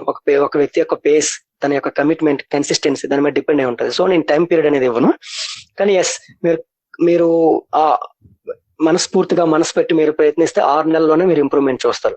లేదు ఒక రోజు చేసి 10 రోజులు చేయకపోతే that I don't know. So this is about IBPS PO examination, and same applies to the clerks and SBI PO or whatever other banking examinations are there. Now we are moving to RRB NTPC, railway recruitment board మనకి exams conduct చేస్తుంది. NTPC అనేది non technical post కోసం conduct చేసే exam అనమాట. NTPC full form ఏంటంటే non technical popular categories. Non technical post కి, technical కాదు, engineering or technical subject సంబంధించింది కాదు, ఇది నాన్ టెక్నికల్. సో ఈ నాన్ టెక్నికల్ లో ఉండేది ఏంటంటే ఈ పర్టికులర్ ఎగ్జామ్ అయితే stage 1 stage 2 almost same general awareness, same mathematics, same general intelligence and reasoning. కాకపోతే ఇందులో ఇంగ్లీష్ ఉండదు, ఇంగ్లీష్ తప్పించి మిగతా 3 సెక్షన్స్ ఉంటాయి. కాకపోతే ఎగ్జామ్ చూడడానికి బ్యాంకింగ్ తో ఓవర్లాప్ ఉన్నట్లు అనిపిస్తుంది, కానీ డిఫరెంట్. ఇక్కడ చాలా బేసిక్స్ టచ్ చేస్తారు. ఎగ్జామినేషన్ పేపర్ కూడా అంత బ్యాంకింగ్ లెవెల్లో ఉండదు. మీరు కొంచెం చక్కగా ప్రిపేర్ అయినట్లయితే ఈ పేపర్ సాల్వ్ చేయడం అయితే మాత్రం ఈజీనే. కాకపోతే జనరల్ అవేర్నెస్ అనేది ఇక్కడ చాలా వెయిటేజ్ ఉంటుంది ఈ పర్టికులర్ ఎగ్జామ్ లో. జనరల్ అవేర్నెస్ అక్కడ ఉండదు, ఎందుకంటే ఇక్కడ జనరల్ అవేర్నెస్ అంటే బ్యాంకింగ్ అవేర్నెస్ కాదు. అక్కడ మీరు ప్రిపేర్ అయ్యేటప్పుడు బ్యాంకింగ్ అవేర్నెస్ ప్రిపేర్ అవుతారు, ఫైనాన్షియల్ రిలేటెడ్ పర్టికులర్ గా ఫోకస్ దాని మీద ఉంటుంది, మేజర్ ఫోకస్. కానీ ఇక్కడ మేజర్ ఫోకస్ ఏంటంటే ఈవెన్ గా ఉంటుంది, స్టాటిక్ మీద ఉంటుంది. Static portion in the sense history, economy, polity and that other area geography. So ప్రతి ఏరియా నుంచి కూడా టచ్ చేస్తారు. Physics and chemistry, general science also there. So ఇది జనరల్ అవేర్నెస్. దాంతో పాటు కరెంట్ అఫైర్స్ కూడా టచ్ చేస్తారు. Current affairs also not banking or not business specific, economy specific. Current affairs కూడా ఓవరాల్ గా ఏదైనా కావచ్చు, అడుగుతారు. సో ఇక్కడ ఎక్కువ మంది ఫేస్ చేసే ప్రాబ్లం అంటే ఆధార్ బెనిఫిట్స్ జనరల్ అవేర్నెస్. ఎందుకంటే బ్యాంకింగ్ ప్రిపేర్ అయ్యే వాళ్ళు ఒక type of general awareness prepare అవుతారు, ఇక్కడ ఒకటి కావాలి. సో తీరా మీరు ఎగ్జామ్ రాసేటప్పుడు you won't be able to SAIL through this particular section. So అందుకని చెప్పి దీనికి సెపరేట్ స్ట్రాటజీ మీకు ఉండాలి. జనరల్ దీనికి నేను సజెస్ట్ చేసే బుక్ ఏంటంటే లూసెంట్ పబ్లికేషన్స్. అంటే ఈ లెవెల్ ఆఫ్ ఎగ్జామినేషన్స్ కి నేను సజెస్ట్ చేసే బుక్ లూసెంట్ పబ్లికేషన్ సంబంధించి అని ఒక బుక్ ఉంటుంది, జనరల్ నాలెడ్జ్ బుక్. అది చదివితే దీనికి సరిపోద్ది అనమాట, ఆ లూసెంట్ జనరల్ నాలెడ్జ్. తర్వాత మ్యాథమెటిక్స్ వీళ్ళు స్పెసిఫై చేశారు, క్వాంటిటేటివ్ యాప్టిట్యూడ్ అని కాదు. సో మ్యాథమెటిక్స్ అని చెప్పేసరికి వీళ్ళు స్టాటిస్టిక్స్ నుంచి కూడా క్వశ్చన్స్ వస్తాయి. ఇక్కడ మన తెలుగులో సాంఖ్యక శాస్త్రం అంటాం కదా, స్టాటిస్టిక్స్. సో స్టాటిస్టిక్స్ నుంచి కూడా క్వశ్చన్స్ వస్తాయి, అవి కూడా వెరీ బేసిక్ లెవెల్. ఇక్కడ వచ్చే క్వశ్చన్స్ అన్ని కూడా బేసిక్ లెవెల్, బ్యాంకింగ్ అంత టఫ్ అయితే ఉండదు. బ్యాంకింగ్ సాల్వ్ చేసే వాళ్ళు మ్యాథమెటిక్స్ ఈజీగా సాల్వ్ చేయగలరు. Next general intelligence and reasoning కూడా చాలా ఈజీ. కాకపోతే ఒకే ఒక డ్రాబ్యాక్ ఏంటంటే ఇక్కడ స్కోర్స్ అనేవి చాలా ఎక్కువ ఉంటాయి. సింపుల్, పేపర్ హార్డ్ గా ఉన్నప్పుడు కట్ ఆఫ్లు తక్కువ ఉంటాయి, పేపర్ ఈజీగా ఉన్నప్పుడు కట్ ఆఫ్లు ఎక్కువ ఉంటాయి. ఆ పాయింట్ మనం తెలుసుకోవాలి. ఉదాహరణకి మ్యాథమెటిక్స్ మీరు చేస్తారు కరెక్టే, కానీ ఏ మాత్రం లీనియన్స్ మీరు తీసుకున్నా 30కి మీరు 23 రైట్ చేసినా సరే that won't be useful, because there are people who will be able to do 30 out of 30. So here precision is very important, accuracy and attempt. You need to attempt maximum number of questions and make them most right. So ఇక్కడ మీరు చేయాల్సింది ఏంటంటే ఇక్కడ మీకు accuracy ఎక్కువ ఉండాలి, ఎక్కువ questions attempt చేయాలి. సో అక్కడ ఏంటి, యాక్యురసీ మనం ఫోకస్ పెడతాం. బ్యాంకింగ్ లో తక్కువ క్వశ్చన్స్ అటెంప్ట్ చేస్తే చాలు, but you need to attempt those what ever questions you attempt accurately. So ఈ చిన్న డిఫరెన్సెస్ డిసైడ్ చేస్తాయి అనమాట ఎగ్జామినేషన్. సో ఈ పర్టికులర్ ఎగ్జామినేషన్ వ్యూ పాయింట్స్ మీరు అక్కడ అప్లై చేశారు అనుకోండి, అంటే ఎక్కువ క్వశ్చన్ సాల్వ్ చేయాలనుకోవడం, అది మీరు అక్కడ చేయలేరు. సో ఇది అవుద్ది. సో మీరు రెండింటికి ప్యారలల్ గా ప్రిపేర్ అయ్యే వాళ్ళు focus on the small aspects, but they are very important. This is about RRB NTPC stage 1. And in stage 2, examination pattern is more or less same. కాకపోతే అక్కడ number of questions hello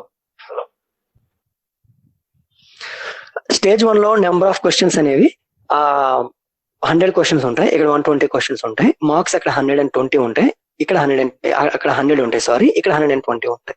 time 2 hours ఇక్కడ. So ఇది మీరు focus పెట్టండి. Same strategy applies, ఇక్కడ ఎలాంటి difference లేదు.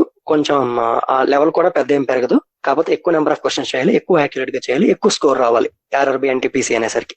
అది ఆ తర్వాత మీరు depends on the post you apply, మీకు టైపింగ్ స్కిల్స్ టెస్ట్ ఉంటుంది, తర్వాత సైకోమెట్రిక్ టెస్ట్ ఉంటుంది, ఇలా మారిపోతూ ఉంటది అనమాట. ఒక్కొక్క దానికి ఒక్కొక్క కొన్ని డైరెక్ట్ డాక్యుమెంట్ వెరిఫికేషన్ ఉంటుంది. అదంతా మీరు self explanatory, please go through the notification. And now మనం ఇప్పుడు ఇంపార్టెంట్ ఏరియా, నేను యాక్చువల్ గా మేజర్ ఫోకస్ పెట్టబోయేది ఏంటంటే ఈ పర్టికులర్ ఏరియా మీద. అంటే ఈ ఏరియా ఏంటంటే మనం ప్రతి ఒక్కరు ఎగ్జామ్స్ ప్రిపేర్ అవటంలో చాలా మంది వెనకబడిపోతుంటాం. అలా వెనకబడడానికి కారణాలు ఏంటి అని చెప్పి చాలా తక్కువ మంది మాత్రమే అన్వేషిస్తాం. మిగతా వాళ్ళందరూ వదిలేసి సేమ్ అదే పాత బాపత్నే ఫాలో అవుతూ ఉంటారు. సో దాని వల్ల ఏం జరుగుతుందంటే మీ సక్సెస్ అనేది మరి కొంచెం వాయిదా పడుతుంది, లేదా పర్మనెంట్ గా కూడా వాయిదా పడవచ్చు. So that is why I'm going to lay my focus on this particular aspect of the preparation phase. So here just go through this, I'm going through this particular quotation. Just understand this. What defines a man's failure or weakness is not the knockout he receives from adversity, but his inability to recover and stand up again in faith to overcome before his time runs out. So ఒక వ్యక్తి యొక్క success కావచ్చు, failure కావచ్చు, బలహీనత కావచ్చు, బలం కావచ్చు, అది దేని మీద ఆధారపడి ఉంటదంటే మనకు వచ్చే ఛాలెంజెస్ మీద కాదు, దానికి వచ్చే అబ్స్టకల్స్ కాదు. అది వచ్చాక వాటి నుంచి మనం ఇమీడియట్ గా రికవర్ అయ్యి దానికి అగైనిస్ట్ గా ఫుల్ ఫెయిత్ తో నిలబడి మనం దాన్ని ఎదిరించడానికి సిద్ధపడకపోయినప్పుడు మాత్రమే ఆ ఫెయిల్యూర్ ఆ వీక్నెస్ అనేది మన మీద విన్ అవుతాయి. అదే మనం స్ట్రాంగ్ గా నిలబడి, స్ట్రాంగ్ గా రికవర్ అయ్యి with full faith in our self, with firm self belief మనం నిలబడితే we don't need to run out of it. We can overpower those failures, we can overpower those weaknesses. Otherwise, they would overpower you. So here the point is that stand up. ఎలాంటి problem వచ్చినా, ఎలాంటి issue వచ్చినా, ఎలాంటి కష్టం వచ్చినా సరే, examination phase లో కావచ్చు, ఈవెన్ లైఫ్ లో కావచ్చు, ఎలాంటి అడ్వర్సిటీస్ అయినా సరే మనం ఫేస్ చేయగలం అనే ఒక స్ట్రాంగ్ దృక్పథం అనేది మనకు ఉండాలి. దాన్ని మీరు డెవలప్ చేసుకోండి. ఎదురోటి నిలబడడానికి సిద్ధపడి ఉండాలి, అంతేగాని వెన్ను చూపొద్దు. అలా చేస్తే we can't succeed in life. అది నేను చెప్పేది. Next, what holds you back. మనం ఎందుకు వెనకబడతాం? యాక్చువల్ గా ఇక్కడ ఈ పర్స్పెక్టివ్ లో చెప్పాలంటే మీరు ఎందుకు వెనకబడుతున్నారు, ఎవరైతే ఈ ఎగ్జామినేషన్ రేస్ లో వెనకబడుతున్నారో, లేదా కొన్నాళ్ళుగా ప్రయత్నిస్తూ కూడా ఈ రోజు కూడా సాధించలేకపోవడం కొంతమందికి జరుగుతూ ఉంటది. దానికి ప్రధానంగా కొన్ని కారణాలు ఉన్నాయి. నేను చాలా ఉంటాయి, కానీ నేను ఒక 10-11 కారణాలు, ముఖ్యమైన కారణాలు నేను అబ్జర్వ్ చేసింది, నా జర్నీలో నేను చూసిన వాటిని మీతో డిస్కస్ చేయదలుచుకున్నాను. ఫస్ట్ పాయింట్ ఏంటంటే అన్సర్టినిటీ ఆఫ్ టార్గెట్. స్టూడెంట్స్ ఎవరు కూడా చదవడానికి ఫోకస్ పెట్టొద్దు ప్లీజ్. నేను వాటి ప్రతి దాన్ని కూడా టచ్ చేస్తాను, మీరు అవన్నీ చూడాల్సిన అవసరం లేదు. Please focus on the what I'm delivering. So uncertainty of target. Uncertainty of target అని ఎందుకు నేను చెప్తున్నానంటే, మనం పెట్టుకున్న ఎయిమ్స్ కావచ్చు, మన గోల్స్ కావచ్చు, వాటిపైన మనకి సరైన ఒక బలమైన దృక్పథం లేకపోవడం, సాధించాలని తపన లేకపోవడం. ఉదాహరణకి ఈ అన్సర్టినిటీ ఆఫ్ టార్గెట్ అనేది ఎందుకు వస్తుందంటే, అనిశ్చితి మన టార్గెట్ లో. ఒకటి స్నేహితుల సలహా వలన, లేదా మన తల్లిదండ్రుల యొక్క ఒత్తిడి మూలంగా కావచ్చు, లేకపోతే కొంతమంది some also get affected by the societies views.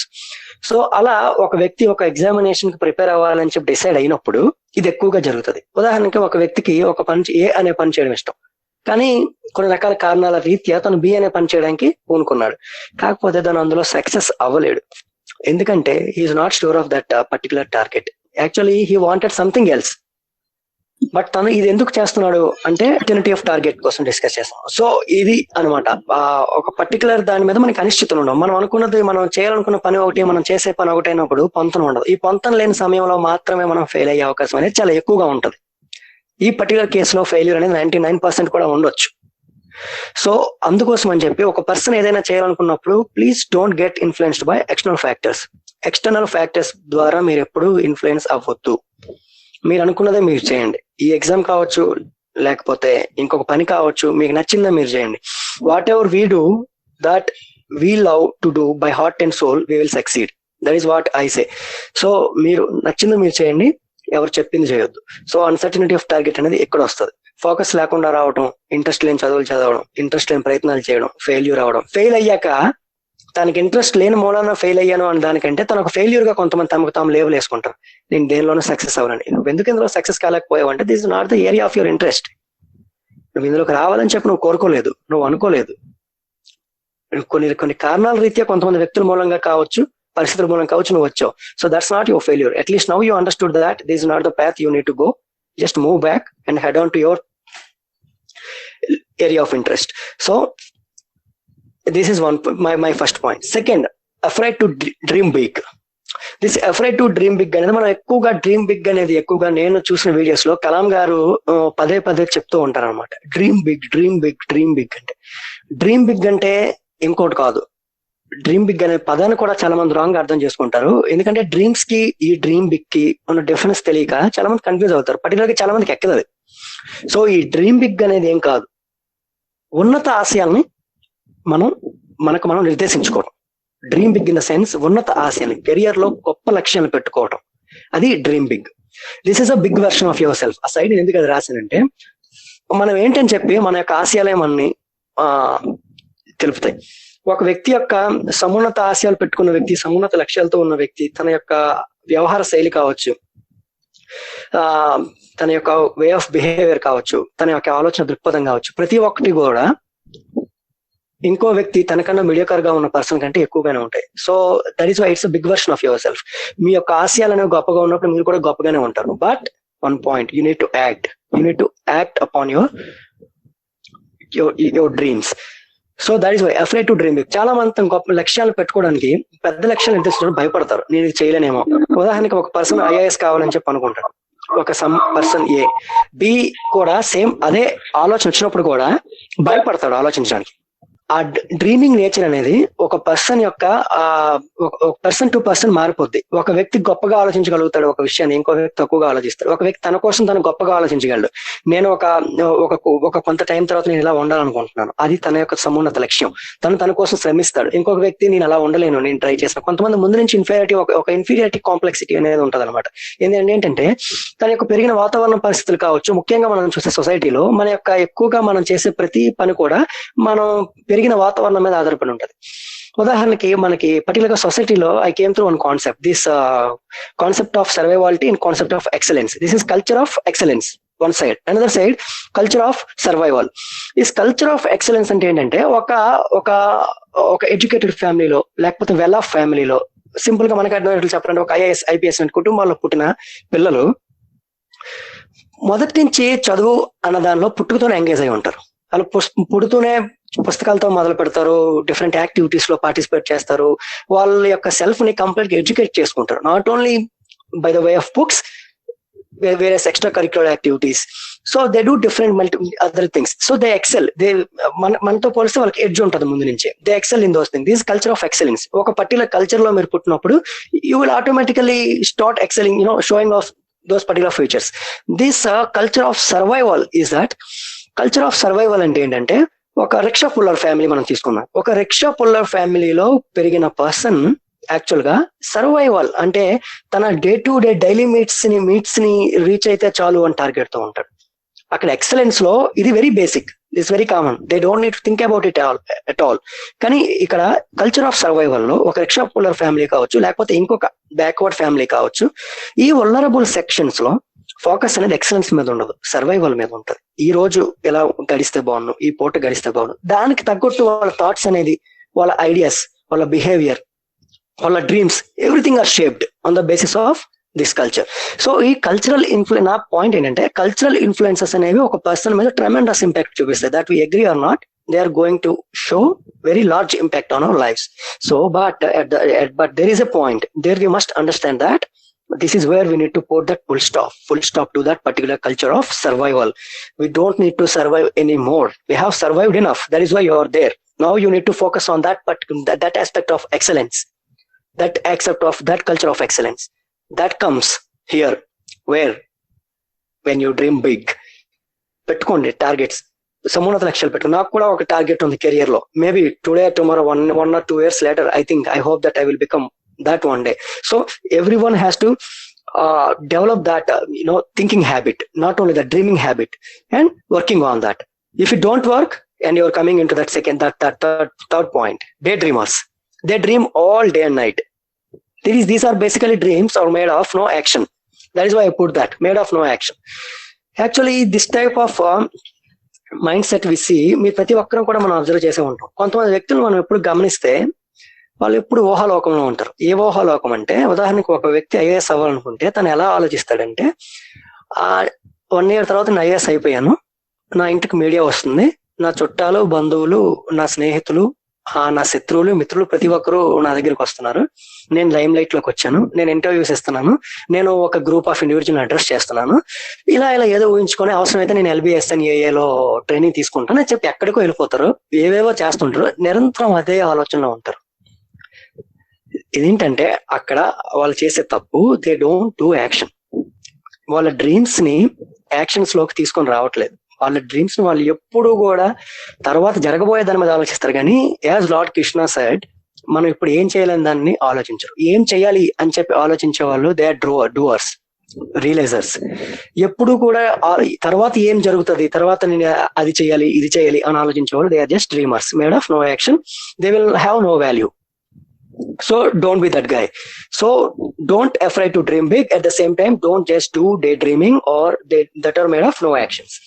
So don't daydream. That's my point. Second, not investing in time. Fourth point, not investing time. Time. Every time we heard about this aspect of timing. మనకు చాలా మంది మన చిన్నప్పటి నుంచి మనం చూస్తూనే ఉన్నాం. అవసరమైతే మన ప్రతి ఒక్కరి ఇంట్లో ఏదైనా లేకపోవచ్చు కానీ ఒక గడియారం అయితే ఉంటది. That tells the importance of it.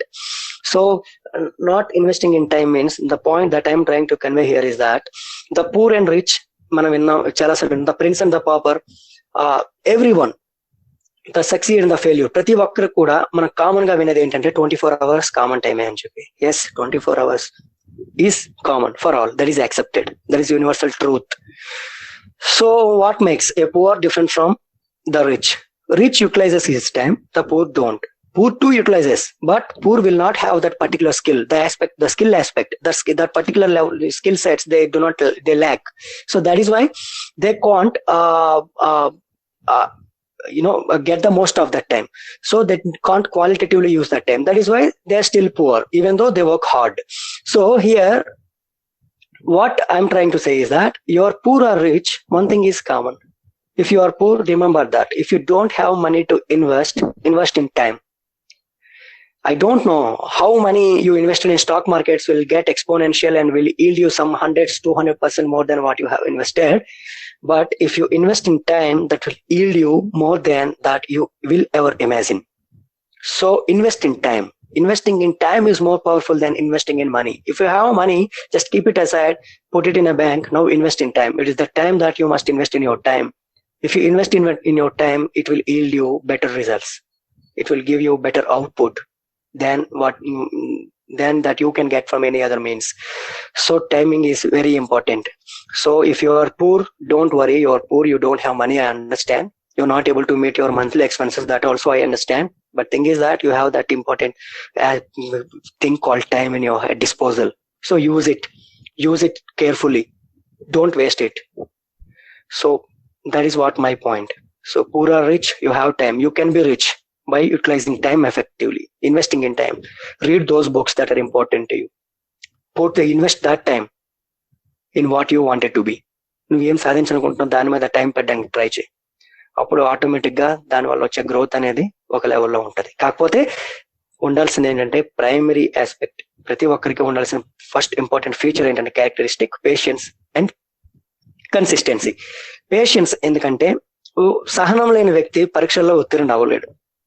Even మనం గమనిస్తే బ్యాచిలర్స్ డిగ్రీ పూర్తి చేయడానికి దాదాపు 20 నుంచి 21 ఏళ్ళు మనకు పడుతుంది. పుట్టగానే మనం పూర్తి చేయట్లేదు కదా. ఎంతో సహనంతోనే కదా చదువుతున్నాం. ఉదాహరణకి ఒక పుస్తకం ఈ రోజు మీ చేతికిస్తే, లేదా ఒక్కొక్క పర్సన్ కి ఒక రకమైన మోటివేషన్ ఇస్తే, depends on the person and mood, ఒక 10 రోజుల్లో చదవాలి లేకపోతే 1 రోజులు చదవాలని చెప్తే, ఒక బ్యాచిలర్స్ డిగ్రీ బుక్ ని 10 రోజుల్లో మనం చదివేస్తాం. కానీ అదే బ్యాచిలర్స్ డిగ్రీ బుక్ ని మనం 1 year చదువుతాం ఇప్పుడు ఆ ఫేజ్ లో. సో ఓవరాల్ కంప్లీట్ గా బ్యాచిలర్స్ డిగ్రీ పుస్తకాలను మొత్తం 3-4 months లో మనం చదివేస్తాం మనకిస్తే. కానీ 1 year మనం చదువుతాం ఆ కోర్స్ మొత్తం. సో ఇక్కడ మనం గమనించాల్సింది ఏంటంటే పేషెన్స్ ఉండాలి. మన సహనం లేకుండా ఏది మనం చేయలేం. 1 year ఇప్పుడున్న ఎబిలిటీ వేరు, బ్యాచిలర్స్ డిగ్రీలో ఉన్న ఎబిలిటీ వేరు. అప్పుడు ఎబిలిటీకి తగ్గట్టు ఆ స్టైల్ ఉంటది, ఆ లెర్నింగ్ స్టైల్ వేరు. ఇప్పుడు మీకు ఉండాల్సిన లెర్నింగ్ స్టైల్ వేరు.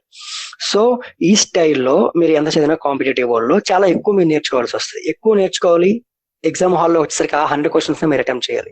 సో ఈ ఫేజ్ లో ఆ ఎగ్జామ్ కు ముందు ఆ 1 year కావచ్చు, 6 months కావచ్చు టైంలో మీరు పేషెంట్ గా ఉండాలి. ఏదో ఒకరోజు చదివేశాను, నాకు చాలు, ఇంకెన్నాళ్ళు చదవాలి, రోజు 4-5 గంటలు చదివాను, అబ్బా చాలా ఎక్కువైపోయింది, ఇంకా చదవలేను.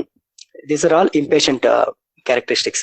మీరు ఇంపేషెంట్ గా ఉన్నప్పుడు మీరు చదవలేరు, మీరు ఫోకస్ పెట్టలేరు, ఎక్కువ కాలం మీరు పుస్తకం ముందు ఉండలేరు. చాలా మంది అంటుంటారు అరగంట ఉంటేనే నిద్ర వచ్చేస్తుందని.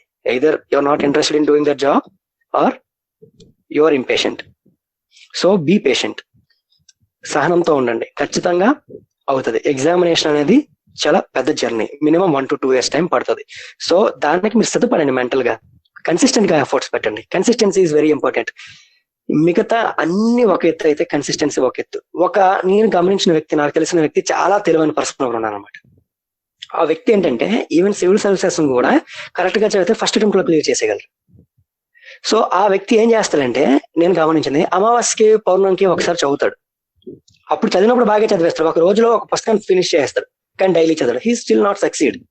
తన స్ట్రక్చర్ కి తగ్గట్టు తన సక్సెస్ అవ్వలేదు ఈ రోజు కూడా. ఎందుకంటే కన్సిస్టెన్సీ. నువ్వు ఎంత గొప్పవాడైనా కావచ్చు, నువ్వు ఎంత తక్కువవాడైనా కావచ్చు, నువ్వు కొంచెం కొంచెం కొంచెం కొంచెం every day you add some value, you add some value to your self, to your learnings. At one day they will get compounded, they will get exponential, and that time the results will come out. So మీరు గొప్పవాళ్ళైనా మీరు తక్కువలైనా, మీకు మీరు పెద్ద educated కాదు అని మీకు ఏదైనా మీ లోపల చిన్న అనుమానం ఉన్నా సరే, డోంట్ వరీ. తెలివైన వాళ్ళు అవ్వాల్సిన లేదు, స్థిరత్వం కావాలి. కన్సిస్టెంట్ గా మీరు రోజుకి 4 గంటలు 5 గంటలు చదవండి, కానీ ప్రతి టాపిక్ ని కన్సిస్టెంట్ గా చదవండి. ప్రతి టాపిక్ ని పర్టికులర్ ఇంటర్వెల్స్ రివైజ్ చేయండి. అలా ఒక 6 months ఎగ్జామినేషన్ వచ్చినంత వరకు చేయండి. మీరు ఎందుకు సక్సెస్ అవ్వరో you tell me later. You keep that in mind. Consistency and patience. Keep these 2 things in your mind. Planning errors. కొంతమంది ప్లానింగ్ ఎర్రర్స్ అని ఎందుకు పర్టికులర్ గా ఫోకస్ అని లైట్ గా చెప్తా.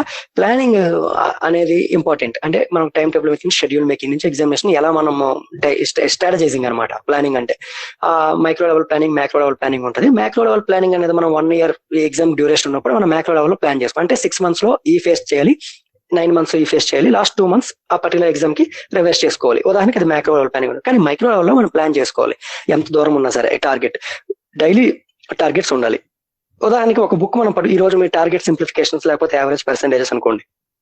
మీకు డైలీ టార్గెట్ ఉండాలి. సింప్లిఫికేషన్స్ ఈ రోజుని కంప్లీట్ చేసేయాలి ఈ చాప్టర్, దీని మీద ఎంత టైం వెచ్చించాలి, దాన్ని మీరు ఆ రోజు చేయడానికి ట్రై చేయండి. అది ప్లానింగ్. వీక్లీ ప్లానింగ్ ఎలా ఉండాలంటే, ఈ వీక్ లో నేను simplification, averages and percentages complete చేయాలి అని ఒక 3 మీ టార్గెట్ పెట్టుకున్నాను అనుకోండి. ఆ వీక్ కి సంబంధించి దానికి షెడ్యూల్ వేసుకోండి. అండ్ మంత్లీ టార్గెట్, ఈ మంత్ కి వచ్చేసరికి out of 14 or 15 topics under quantitative aptitude, I will try to finish at least 7-8 topics. Okay, so మీరు అలా ప్లాన్ చేసుకున్నప్పుడు మీకు ఏంటవుతుందంటే, డైలీ, వీక్లీ, మంత్లీ ఉన్నప్పుడు మీరు డీవియేట్ అవ్వరు, మీరు ఎంగేజ్ అయి ఉంటారు. ఇన్ కేస్ ఎప్పుడైనా మీరు డీవియేట్ అయినా సరే మీరు ఎంగేజ్ అవ్వడానికి ట్రై చేయండి. రీఎంగేజ్ ఎలా అవ్వాలంటే, ఇలా డైలీ టార్గెట్స్ పెట్టుకోవడం. బాగా ఇంట్రెస్ట్ ఉంటుంది, ఒక్కొక్కసారి చదవాలనిపించదు, ఏంటి ఇంకెంతగా చదువుతాం అని చెప్పి అనిపిస్తుంది. చదవాలనిపించడం ఒక పని చేయండి, బయటకు వెళ్ళొద్దు, ఎవరికి ఫోన్ చేయొద్దు, ఎవరితో మాట్లాడద్దు, ఫోన్ కూడా యూజ్ చేయొద్దు. అదే కుర్చీలో అలాగే కూర్చోండి, కాసేపు కూర్చోండి. తర్వాత మీకే చిరాకు వస్తుంది, మీరే పుస్తకం ఓపెన్ చేస్తారు మళ్ళీ. కానీ మీరు ఇంకొక పర్టికులర్ దాంట్లో ఎంగేజ్ అయ్యారు అనుకోండి, దానికి బయటకు వెళ్ళారు, మీకు చదవాలనిపించదు, మీరు బయటకు వెళ్ళారు, మీరు మీకు కావాల్సిందే ఆ కైండ్ ఆఫ్ రిలీఫ్ కావచ్చు, లేకపోతే అక్కడ ఎస్కేప్ అవ్వాలని మీరు చూడొచ్చు చదువు నుంచి. సో మీకు కావాల్సింది మీరు దొరికినప్పుడు మరి మీరు వెనక్కి రారు. నేను చెప్పేది ఏంటంటే, మీ మైండ్ మీ మాట విన్నప్పుడు మీ హార్ట్ ద్వారా మీ మైండ్ బెండ్ చేయండి, కమిట్ అవ్వండి. నేను ఎవరికి ఫోన్ చేయని 1-2 గంటలు, ఎవరితో మాట్లాడను, ఎక్కడికి వెళ్ళను, అలా కుర్చీలో కూర్చోండి. ఏమవుద్ది, కాసేపు బోర్ కొట్టదు, బోర్ కొట్టక ఏమవుతుంది, చిరాకు వద్దు, చిరాకు వస్తే పుస్తకం తీస్తాం. సో మళ్ళీ స్టార్ట్ అవుద్ది, ఆటోమేటిక్ గా రీమోటివేట్ అవుతాం. ఆ కైండ్ ఆఫ్ రీఫ్యూలింగ్ అనమాట. ఇదో చిన్న స్ట్రాటజీ, మీరు కావాలంటే అప్లై చేసి చూడండి. నేను చాలా సార్లు అప్లై చేశాను. సో ఇదొకటి. Next, destructive use of social media. Why I use this word destructive use? Because so many people think that social media, because ఇంతవరకు నేనే చెప్తున్నాను, social media is so productive and constructive. Yes, when you use it in those lines, but if you deviate from that, if you overuse it, it becomes destructive and it will kill you. I mean, it will kill your time and maybe your goals also. So destructive use means, particularly నేను observe చేసే trend ఏంటంటే, social మీడియాలో చాలా మంది ఈ ఏంటి question solve చేయడం. So Facebook లో ఒక పర్టికులర్ పోర్టల్ ఈ క్వశ్చన్ పెట్టి సాల్వ్ చేయమని చెప్తారు. సరే, సాల్వ్ చేస్తారు, చేశాక ఆన్సర్ పెడతారు, దానికి కామెంట్స్. ఏ సక్సెస్ అయ్యే పర్సన్ కూడా అంత టైం అక్కడ వేస్ట్ చేయడు. గంటలు కామెంట్లు, డిబేట్లు అవి ఇవి చేసుకుని అక్కడ షో ఆఫ్ చేస్తూ ఉంటారు. ఇదో పంచాయతీ, ఇది పక్కన పెట్టండి. ఫస్ట్ యూట్యూబ్, ఉదాహరణకి యూట్యూబ్ ఎలా డిజైన్ చేశారు? మీరు ఒక వీడియో మీరు చూసారు అనుకోండి, 1-2 వీడియోలు ఒక రకమైనవి, మీకు అవే వస్తూ ఉంటాయి. That algorithm is designed in that way. YouTube అనేది ఒక బిజినెస్. వాళ్ళు కూడా కొంతమంది ఎంటర్ప్రెన్యూర్స్, వాళ్ళు కూడా సక్సెస్ అవ్వలేదు. వాళ్ళు సక్సెస్ అవ్వాలంటే వాళ్ళ కస్టమర్స్ కావాలి, వాళ్ళ కస్టమర్స్ మీరు.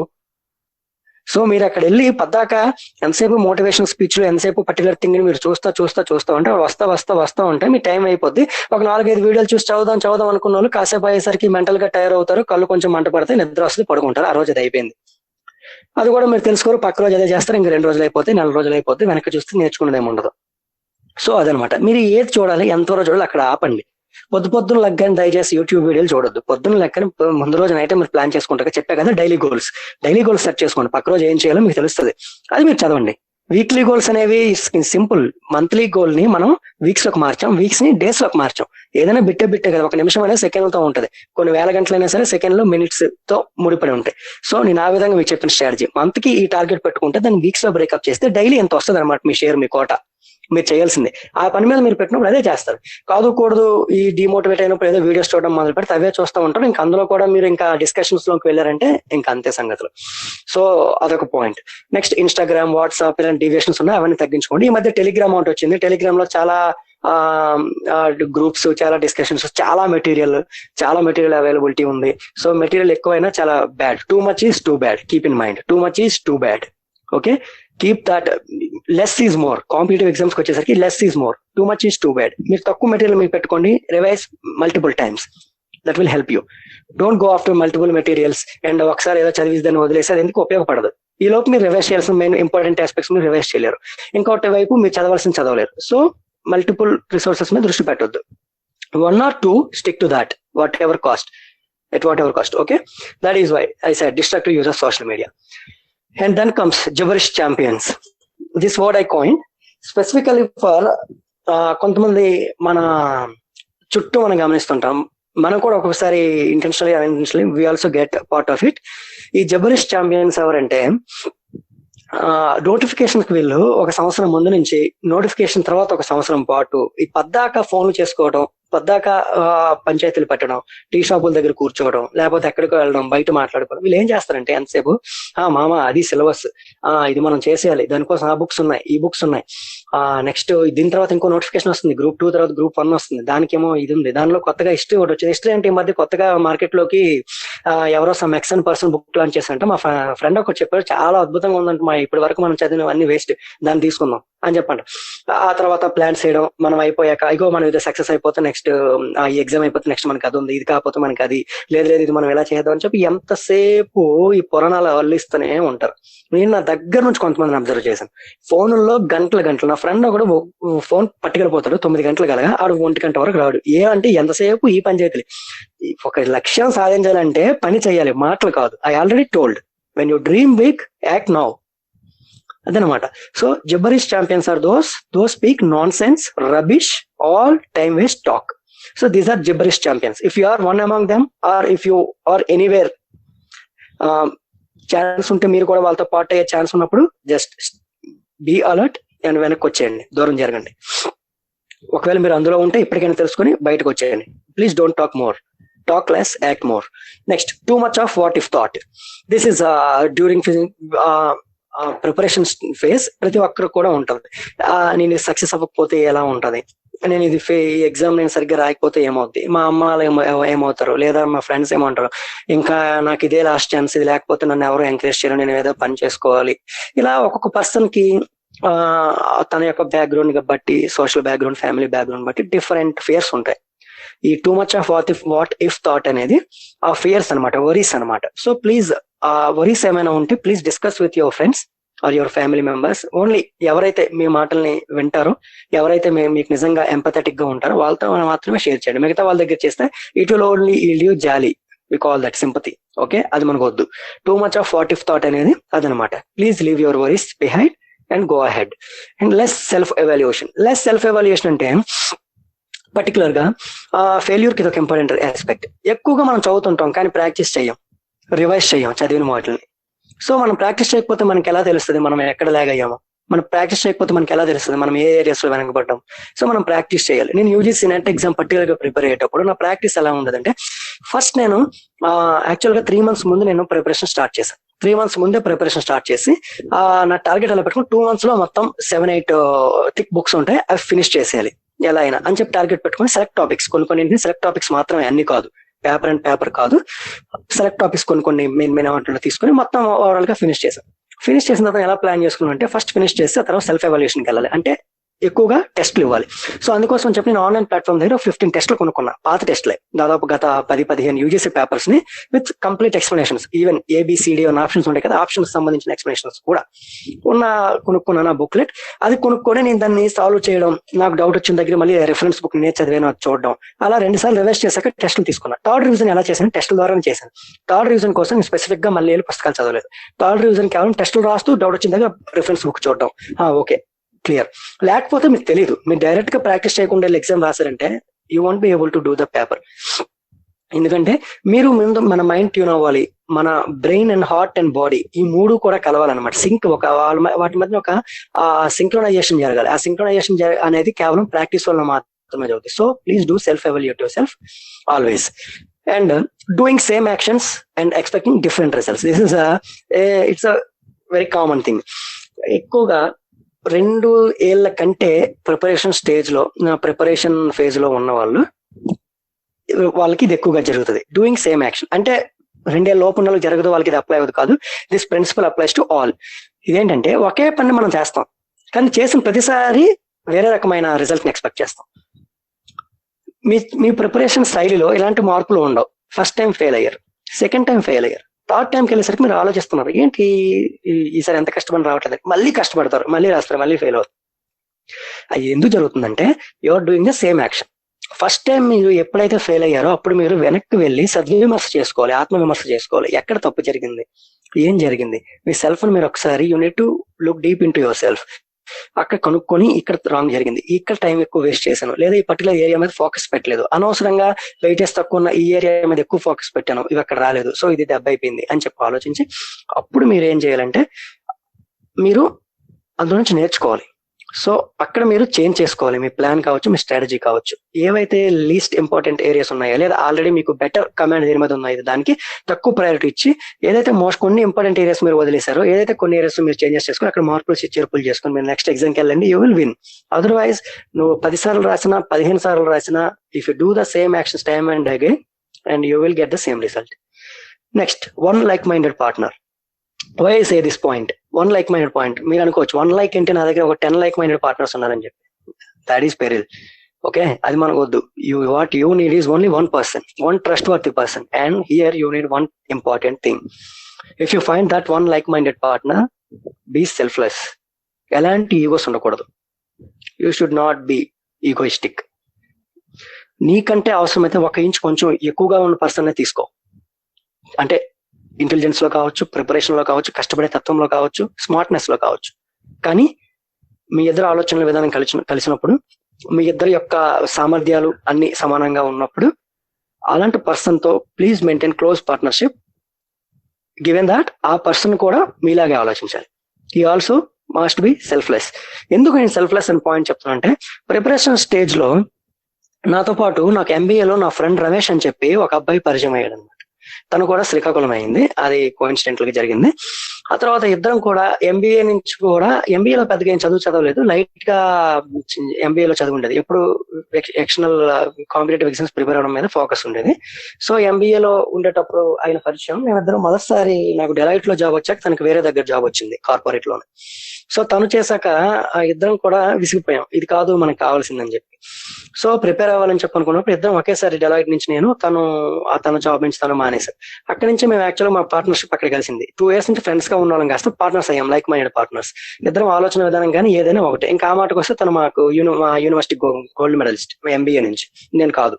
కానీ ఆలోచన విధానం కావచ్చు, దృక్పథం కావచ్చు, ఒక విషయాన్ని తెలుసుకోవాలని తత్వం కావచ్చు, ఇద్దరిది సమానంగా ఉంటది. సో ఇద్దరం కూడా బ్యాంకింగ్ ప్రిపేర్ అవ్వడం స్టార్ట్ చేసాం. సో మీకు ఒక ట్రస్ట్ వర్తీ ఫ్రెండ్ పెట్టుకోండి. మీ ఎగ్జామినేషన్ ఫేజ్ లో మీకు వచ్చే ప్రాబ్లమ్స్ కావచ్చు, మీకు వచ్చే ఛాలెంజెస్ కావచ్చు, మీ యొక్క ప్రతి కష్ట నష్టాలు ఏదైనా సరే ఆ పర్సన్ తో షేర్ చేసుకునే విధంగా ఉండండి. సెల్ఫ్లెస్ గా ఉండండి ఒకరితో ఒకరు. నేను ఆ ప్రిపరేషన్ స్టార్ట్ చేసేటప్పుడు, మేము చదువుకునేటప్పుడు జేఆర్ఎఫ్ కూడా తనతోనే కలిసి ప్రిపేర్ అయ్యి, ఇద్దరు కూడా జేఆర్ఎఫ్ వచ్చింది. నేను ఏవైతే ఈ టెస్ట్ పేపర్స్ ఏవైతే కొన్నానో 15, తనకి నేను ప్రతిరోజు స్కానర్ లో స్కాన్ చేసి మరీ పంపించేవాడిని. అది చాలా కంబర్సమ్ టాస్క్, టైం టేకింగ్ అయినా సరే నేను స్కాన్ చేసి తన కోసం పంపించేవాడిని అనమాట. సో ఈ రకంగా ఉండదు. అంతేగాని ఇప్పుడు మనం చిన్న చైల్డిష్ గా ఉండడం, తనకు పంపించేస్తే తనకు నాలెడ్జ్ ఎక్కువ వచ్చేది, లేకపోతే స్కోర్ వచ్చేది, ఇలాంటివి ఏమైనా మిస్కన్సెప్షన్స్ ఉంటే please leave them, put aside. Next topic, Ants philosophy. This is the last and final topic I'm discussing.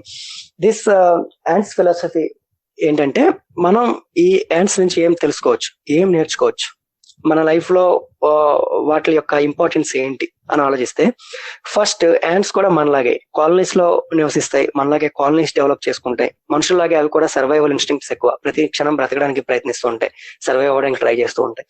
So వాళ్ళకి ఒక 4 philosophies ఉన్నాయి అనమాట. ఒకటి, యాంట్స్ నెవర్ క్విట్. మీరు ఎప్పుడైనా అబ్జర్వ్ చేస్తారో లేదో నాకు తెలియదు, మీరు ఎప్పుడైనా ఒక చీమ అడ్డంగా మీ ఎదురుగా వెళ్తున్నప్పుడు మీ కాలు అడ్డంగా పెట్టండి. పెడితే అది కింద నుంచి వెళ్ళడానికి ప్రయత్నిస్తుంది, పైనుంచి వెళ్ళడానికి ప్రయత్నిస్తుంది, వెనక నుంచి ముందు నుంచి ఎటువైపు నుంచి వెళ్ళడానికి ప్రయత్నిస్తుంది తప్పించి అది అక్కడ ఆగిపోదు, లేదా వెనక్కి తిరిగి వెళ్దు. So this is never quit attitude.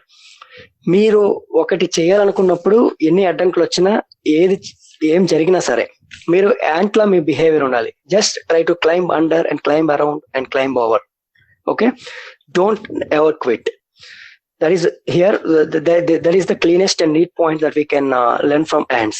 And ants think winter all summer. Why this? What is this summer and winter?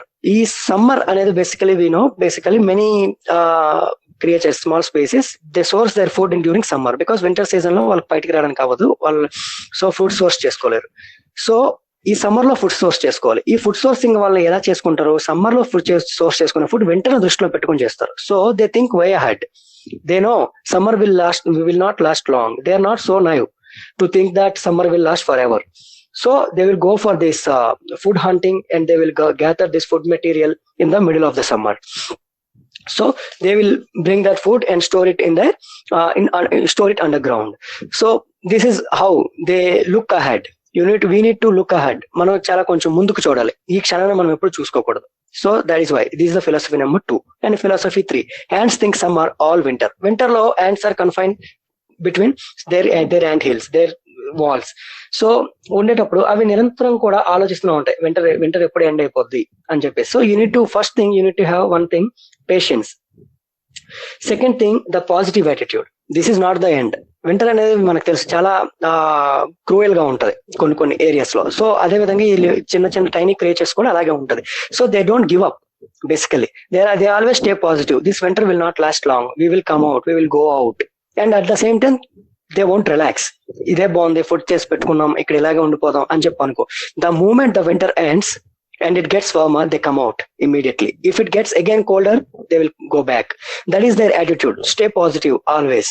And philosophy 4, ants think all you possibly can. What is this all you possibly can? All you possibly can అంటే ants food source చేసుకునేటప్పుడు వాళ్ళ targets meet అవ్వడానికి, వాళ్ళ requirements meet అవ్వడానికి try చేసేటప్పుడు మళ్ళీ కోటాలు పెట్టుకోవు. నాకు 25% చాలు, 5% చాలు. They don't follow this quota system or this good enough philosophies. Like మనకి ఎంత కావాలో అంతే పెట్టుకోవాలి, ఎక్కువ పెట్టుకోకూడదు. They don't care all that. Their target is that, their motive is that they do everything that at their disposal. Whatever possible, they try to get it and store it in their backyard so that they can feed on them the rest of the period. So that is this, all you possibly can. Never ever think that you're exhausted or this is enough to you. Try to gain more, try to get more. Be like the ant. Do everything all you possibly can. This is about ants philosophy. This is precisely my discussion on this matter, and if anybody has any doubts, please rise. Now I'm ready to take your questions. A wonderful talk. I welcome students to unmute and talk. Hey, brothers, sisters, just respond, because the message is for you, for your own career and preparation. Okay, Durga Anil, this brother, what is okay? I will go through some of the chat questions. What website you use for preparing essay writing? That's a question from Durga Anil. Yes. For essay writing నేను insights on India అని చెప్పి మనకి civil services సంబంధించిన platform. అందులో నేను regular గా questions, రోజుకు 1-2 questions రాస్తూ ఉంటాను అనమాట. సో మీరు కూడా ట్రై చేయొచ్చు. ఆ ప్లాట్ఫామ్స్ కి వెళ్ళి మీకు లిమిటెడ్ గా మీకు అవసరమైనంత వరకు మీరు తీసుకోవచ్చు. ఇన్సైట్స్ ఆన్ ఇండియా ప్లాట్ఫామ్ లో. అదేంటి ఇన్సైట్స్ ఆన్ ఇండియా అంతే కదా? ఇన్సైట్స్ ఆన్ ఇండియా అన్న. ఓకే, అదేంటి www అని వస్తుందా? ఏం వస్తుంది? www.insightsonindia.com. Unmute chesi maatladandi. Any student can now ask directly some questions. అవసరమైతే ప్రెజెంట్ క్వశ్చన్స్ టైప్ చేయొచ్చు అన్న. Yeah. If you don't want to ask yourself, you can just type it out in the chat box. We will read out for you. Motilal అడిగారు how to prepare for SSC అని. ఎస్ఎస్సికి particular గా మనం ఇక్కడ specific గా discuss చేయలేదు. కాకపోతే SSC కూడా almost మీకు రైల్వేస్ కి ఎస్ఎస్సికి ఓవర్లాప్ ఉంటుంది, రైల్వే ఎగ్జామ్ కి ఎస్ఎస్సికి. So there are some websites. Bankers అడ్డాలో ఎస్ఎస్సి సెక్షన్ ఉంటుంది స్పెసిఫిక్ గా. అక్కడికి వెళ్ళి మీ syllabus pattern, different trends in SSC examination మీరు అబ్జర్వ్ చేయండి. మీరు నాకు లేదా మీరు పర్సనల్ గా చేస్తే మీకు ఇంకా బెటర్ గా నేను మీకు గైడ్ చేస్తాను. నెక్స్ట్, సాఫ్ట్వేర్ పీపుల్ కి ఎంబీఏ చేయడానికి ఈజీ వే చెప్పు బ్రదర్. ఎంబీఏ డిస్టెన్స్ మోడ్ లో కూడా అవకాశం ఉంది చేయడానికి. కాకపోతే ఎంబీఏ అనేది mostly cases different practical experience ఉంటాయి కాబట్టి it is suggested to do regular course. You plan accordingly. How to prepare for English for bank PO. I already told you, read news papers regularly. That is most important thing. Please read newspaper at least 2 to 3 hours every day, and practice this high school English grammar by Wren and Martin. That will be enough. You prepare well and let us start solving questions. You will understand slowly, but don't expect results overnight. Revati, you have any question? Salima, Bhaskar Rao, Bhaskar Naidu, Kadri, Sunita. Sisters and brothers, ఈ రోజు తమ్ముడు చెప్పిన అంశాలలో మీకు నిజంగా ఏదైనా ఉపయోగపడే అవకాశం ఉంటే దాని మీద చర్చించండి. మరొకసారి పునశ్చరణ జరిగినట్టు అవుతుంది, మీ ఆలోచనలు అభిప్రాయాలను మార్చుకున్నట్టు అవుతుంది. Lucky అనే person, which is better to prepare group 1 in English medium are Telugu medium? English medium, Telugu medium అనేది కంప్లీట్ గా మన యొక్క కన్వీనియన్స్ మీద, మన లాంగ్వేజ్ కమాండ్ మీద ఆధారపడి ఉంటుంది. అదే విధంగా అంశాలను మనం అర్థం చేసుకునే విధానం. మీరు ఇంగ్లీష్ లో బాగా అర్థం చేసుకోగలరు, అవి చక్కగా పేపర్ మీద ప్రెజెంట్ చేయగలరు అనుకున్నప్పుడు ఇంగ్లీష్ కి వెళ్ళండి.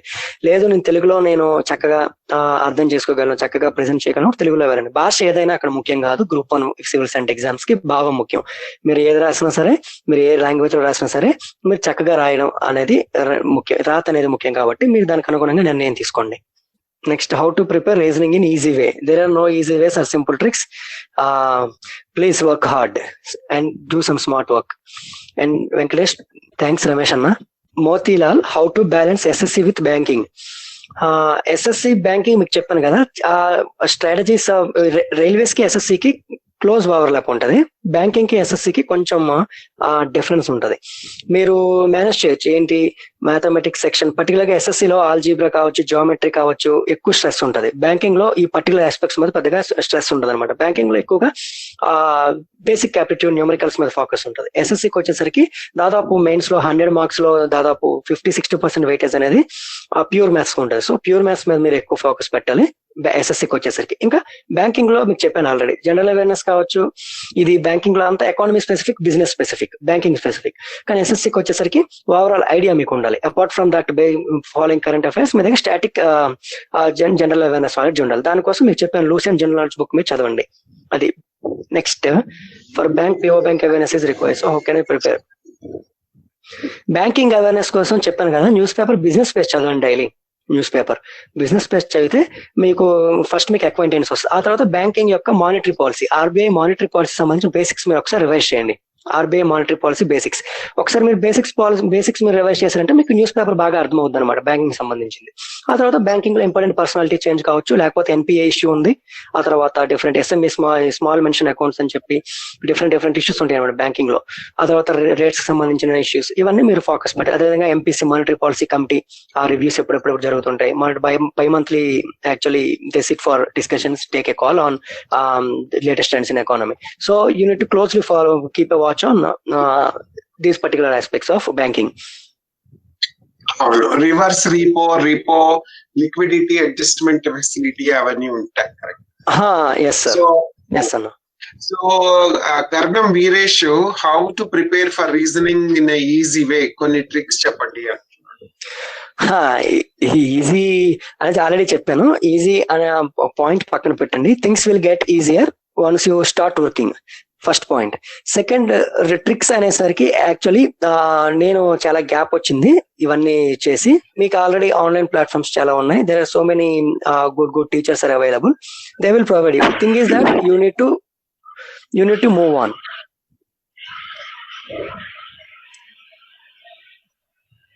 Okay. Veeresh, you have any question? చెప్తాము. హలో అన్న, పాలిటీ హిస్టరీ ఎలా చదవాలన్నా? అసలు గుర్తుండడం లేదన్నా. టాపిక్ వైజ్ చదవాలా? చెప్తా.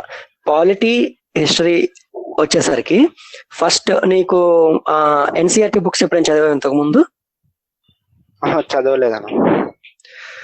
ఓకే, చదవకపోతే నేను నీకు సజెస్ట్ చేసేది ఏంటంటే, ఇంగ్లీష్ నువ్వు అర్థం చేసుకోవాలనుకుంటే, ఇంగ్లీష్ అర్థమవుద్ది అనుకున్నప్పుడు Telugu medium.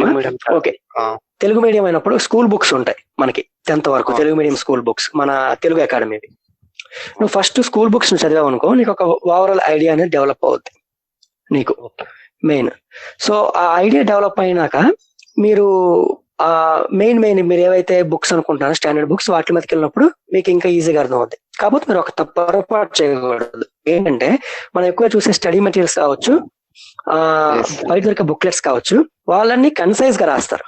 They give notes, okay, or facts of particular subject. మీరు చదివారు అనుకోండి, యూ కాంట్ ఇంటర్లింక్, మీకు ఇంటర్లింక్ తెలియదు. ఉదాహరణకి ఒక పానిపట్ యుద్ధం కోసం చదివేటప్పుడు మీరు ఆ యుద్ధం ఎవరెవరి మధ్య జరిగిందని చెప్పి మీకు రాస్తారు, అదే తప్పించి దాని బ్యాక్గ్రౌండ్ మీకు తెలియదు. సో నేను చెప్పేది ఏంటంటే, మీకు బ్యాక్గ్రౌండ్ తెలియాల్సిన అవసరం కూడా చాలా ఉంది. హిస్టరీ కావచ్చు, పాలిటీ కావచ్చు. అండ్ ఆల్సో పాలిటీకి వచ్చేసరికి న్యూస్ పేపర్స్ రెగ్యులర్ గా చదవండి. పాలిటీ క్వశ్చన్స్ అనేవి కంప్లీట్లీ న్యూస్ పేపర్ ఓరియంటెడ్ గా వస్తాయి. అది నాకు ఎప్పుడైనా మీరు మెసేజ్ చేస్తే మీకు ఇంకా నేను క్లియర్ గా చెప్తాను. ఓకే అన్న. ఓకే, కానన్నా పాలిటీ అవన్నీ ఒక ఛానల్లో చూసానన్నా, ఒక అతను చెప్పాడు, బట్టి పడితేనే కాంపిటీషన్ లో విన్ కావచ్చు అని చెప్పాడు అన్న. లేదు, చాలా రాంగ్. ఎప్పుడు కాంపిటీషన్ లో బట్టి కొట్టడం గానీ మగప్ చేయడం గానీ చాలా తప్పు. అది ఆలోచన మంచిది కాదు. ఎందుకు నేను చెప్తున్నా అంటే, అర్థం చేసుకోలే విషయాన్ని. అర్థం చేసుకున్నప్పుడు ఒక క్వశ్చన్ అడిగే విధానం మారిపోయింది. ఒకప్పుడు బట్టి పెడితే కరెక్టే రిజల్ట్స్ వచ్చేవి, ఇప్పుడు డైరెక్ట్ గా క్వశ్చన్స్ అడగరు. ఇప్పుడు క్వశ్చన్స్ అన్ని కూడా అప్లైడ్ క్వశ్చన్స్ అడుగుతున్నారు అనమాట. ఒక క్వశ్చన్ మనం చూసిన వెంటనే ఆన్సర్ చేయలేం, దాన్ని ఆలోచించాలి. ఒక 3 ఆప్షన్స్ మనం ఏవి కాదో ముందు చెప్పగలగాలి, ఏది అవునో చెప్పే ముందు. దానికి మనకి అనలిటికల్ థింకింగ్ కావాలి. ఈ అనలిటికల్ థింకింగ్ రావాలంటే పాలిటిక్ one and only source Laxmikanth తెలుగులో అవైలబుల్ గా ఉంది. ఓకేనా? లక్ష్మీకాంత్ చదివేటప్పుడు లింక్ చేసుకోండి. ఓకేనా? లింక్ చేసుకుని కొన్ని ఎమోనిక్ సెట్ చేసుకుంటే మంచిది. ఎకానమీ అన్న, economy how to study. Economy అనేసరికి తెలుగులో ఎగ్జాక్ట్ గా ఎకానమీ నాకు ఎవరని తెలీదు. మామూలుగా ఎకానమీ కోసం ఆర్థిక వ్యవస్థ, అదే సార్. అంటే తెలుగులో రెఫరెన్స్ బుక్స్ నాకు తెలియవు, కానీ మీరు ఆర్థిక వ్యవస్థ కోసం మీకు మంచిగా కావాలి మృణాల్ ఓఆర్జీ అని చెప్పాను మీకు, మృణాల్.org. అందులో చాలా ఫన్నీగా, చాలా ఈజీగా, లేమని కూడా అర్థమయ్యే విధంగా ఉంటాయి. Mrinal O R G. Mahalakshmi, you want to speak? Yes, sir. Mahalakshmi, you have any questions? Hi, sir. Sir నేను అర్థమెటిక్ రీజనింగ్ బాగా చేయగలను సార్, కానీ నాకు ఎటువైపు వెళ్ళాలో తెలియట్లేదు. ఎస్ఎస్సియా, ఆర్ఆర్బియా, బ్యాంక్ అర్థం కావట్లేదు. చూడమ్మా, నువ్వు ఇక్కడ తెలుసుకోవాల్సింది ఏంటంటే నీకు ఇష్టం ఎటువైపు ఉంది. బ్యాంకింగ్ ఎగ్జామ్ లో ఒక లైఫ్ స్టైల్ ఉంటది, బ్యాంక్ జాబ్ అనేది ఒకలా ఉంటది, ఎస్ఎస్సి జాబ్స్ అనేవి ఒకలా ఉంటాయి. బ్యాంక్ జాబ్ తో పోలిస్తే ఎస్ఎస్సి జాబ్స్ అనేది లైఫ్ స్టైల్ చాలా డైవర్స్ గా ఉంటది. ఎస్ఎస్సి తో పోలిస్తే బ్యాంక్ తో పోలిస్తే ఎస్ఎస్బి జాబ్స్ చాలా హైఫై గా కావచ్చు. ఏ రకంగా చూసుకున్నా సరే superior SSC CGL jobs, particularly CGL. ఓకేనా? ఇంకా బ్యాంక్ లో స్ట్రెస్, ప్రెషర్ ఇవన్నీ కొంచెం ఎక్కువ ఉంటాయి. అవన్నీ చూసి నువ్వు మేనేజ్ చేసుకో, నీకు నచ్చింది. ఓకేనా? తొందరగా అంటే దేని వైపు వెళ్ళాలి ఇప్పుడు? దేని వైపు వెళ్ళాలని చెప్పి ఎవరు చెప్పకూడదు, అది నీకు అనిపించాలి. నీకు బ్యాంకింగ్ జాబ్ అంటే ఇష్టమా, నీకు ఎస్ఎస్సి అంటే ఇష్టమా? నువ్వు చేయాల్సిన చిన్న స్టడీ చేయి. ఎస్ఎస్సి లో ఉన్న డిఫరెంట్ జాబ్స్ ఏంటి, వాళ్ళ వర్క్ ఎన్వైరన్మెంట్ ఎలా ఉంటది, ఏ కండిషన్స్ లో వర్క్ చేస్తారు, వాళ్ళ యొక్క రికగ్నిషన్ ఎలా ఉంటది, అది తెలుసుకో. అదేవిధంగా బ్యాంకింగ్ లో ఉన్న రికగ్నిషన్ ఏంటి, వాళ్ళు చేసే వర్క్ ఏంటి మాట్లాడొచ్చు నువ్వు సింపుల్ గా. చాలా మంది బ్యాంకర్స్ అవైలబుల్. నేను కూడా బ్యాంక్ లో వర్క్ చేశాను. బ్యాంకింగ్ అనేది కొంచెం కష్టంగానే ఉంటది, కొంచెం ప్రెషర్ ఎక్కువ ఉంటది. సో ఎస్ఎస్సి జాబ్స్ అనేవి నేను చాలా బాగుంటాయి. నువ్వు చదివితే ఎస్ఎస్సి బాగుంటది. సరే, థ్యాంక్ యూ అండి. ఓకే ఓకే అమ్మా. అన్న, ఆల్రెడీ మీరు ఇప్పుడు బ్యాంకింగ్ లో వర్క్ చేశారు కదా? అవును తమ్ముడు. అదే ఎక్స్పీరియన్స్ ఎలా ఉందన్న మీది? చాలా మంది ఇప్పుడు బ్యాంకింగ్ ఫీల్డ్ మంచిది కాదు, ఎందుకు చూస్ చేసుకుంటారు మీరు, అలా చాలా మంది చెప్తున్నారు. ఆ బ్యాంకింగ్ జాబ్ మంచిది చెడ్డదని కాదు. యాక్చువల్ గా ఏదైనా ఒకటి మంచిదనే చెడ్డదని మన మనసుకి ఎలా అనిపిస్తుంది అంటే మనం ఆ పరిస్థితులు బట్టి. అవి మనకి ప్రోగా ఉన్నాయనుకో, మనకి సపోర్టివ్ గా వర్కింగ్ కండిషన్స్ ఉన్నాయనుకో, అది మనం బాగా అనిపిస్తే అప్పుడు అది మనకి మంచిది. అవి కొంచెం మనకి ఎగనిస్ట్ గా, కొంచెం స్ట్రెస్ఫుల్ గా, కొంచెం ఎక్కువ స్ట్రెచ్ చేయాల్సి వచ్చేటప్పుడు మనకు కొంచెం చెడ్డగా అనిపిస్తుంది. సో నేను బ్యాంకింగ్ లో వర్క్ చేసేటప్పుడు నాకు కష్టంగా ఎందుకు అనిపించింది అంటే, నేను ఎక్కువగా 7-8 o'clock వరకు వర్క్ చేయాల్సి ఉండేది. ఆ తర్వాత పియర్ ప్రెషర్ ఎక్కువ, పైనుంచి రీజనల్ లెవెల్లో, సర్కిల్ లెవెల్లో మనకి టార్గెట్స్ ఎక్కువ ఉంటాయి. బ్యాంకింగ్ అనేసరికి, బ్యాంకింగ్ అనేది ఇప్పుడు బాగా ఇన్సూరెన్స్ కైండ్ ఆఫ్ ఇండస్ట్రీ అయిపోయింది అనమాట. కోర్ బ్యాంకింగ్ వదిలేసి బ్యాంకింగ్ ఎక్కువగా ఇన్సూరెన్స్ ప్రొడక్ట్ సెల్లింగ్ మీద దృష్టి పెడుతున్నారు. కమిషన్స్ కోసం ఏం చేస్తున్నారంటే మన సర్కిల్స్ కావచ్చు, హెడ్ ఆఫీస్ కావచ్చు, బ్యాంక్ బ్రాంచెస్ మీద చాలా ప్రెషర్ పెడుతున్నాయి. సో మనం ఆ టార్గెట్స్ రీచ్ అవ్వడానికి మనం ఎక్కువగా ప్రజల్ని, అదే కస్టమర్స్ ని కన్విన్స్ చేయడం, రకరకాల ఇష్యూస్ ఉంటాయి. అదొక రీజన్ అనమాట బ్యాంకింగ్ స్ట్రెస్ఫుల్ గా మారడానికి. అన్న, ఇంకో డౌట్ అన్నా, చెప్తాము. ఇప్పుడు బీకామ్ అయ్యాక అందరూ ఎంబీఏ చేయి బాగుంటుంది అంటారు అన్న. బట్ ఎంబీఏ కంప్లీట్ చేసాక కూడా ఏ ఆపర్చునిటీస్ ఉన్నాయో చాలా మందికి తెలియదు. అవును, ఒకసారి చెప్తారన్న, మీరు ఆల్రెడీ ఎంబీఏ కూడా కంప్లీట్ చేశారు కదా? అవును. అంటే ఎంబీఏ చెయ్యని ఎవరైనా చెప్పారు అంటే BCom commerce background, MBA business almost సంబంధంగా ఉంటుంది కాబట్టి చేసామని అంటారు, ఏదో చెప్పాలి కాబట్టి.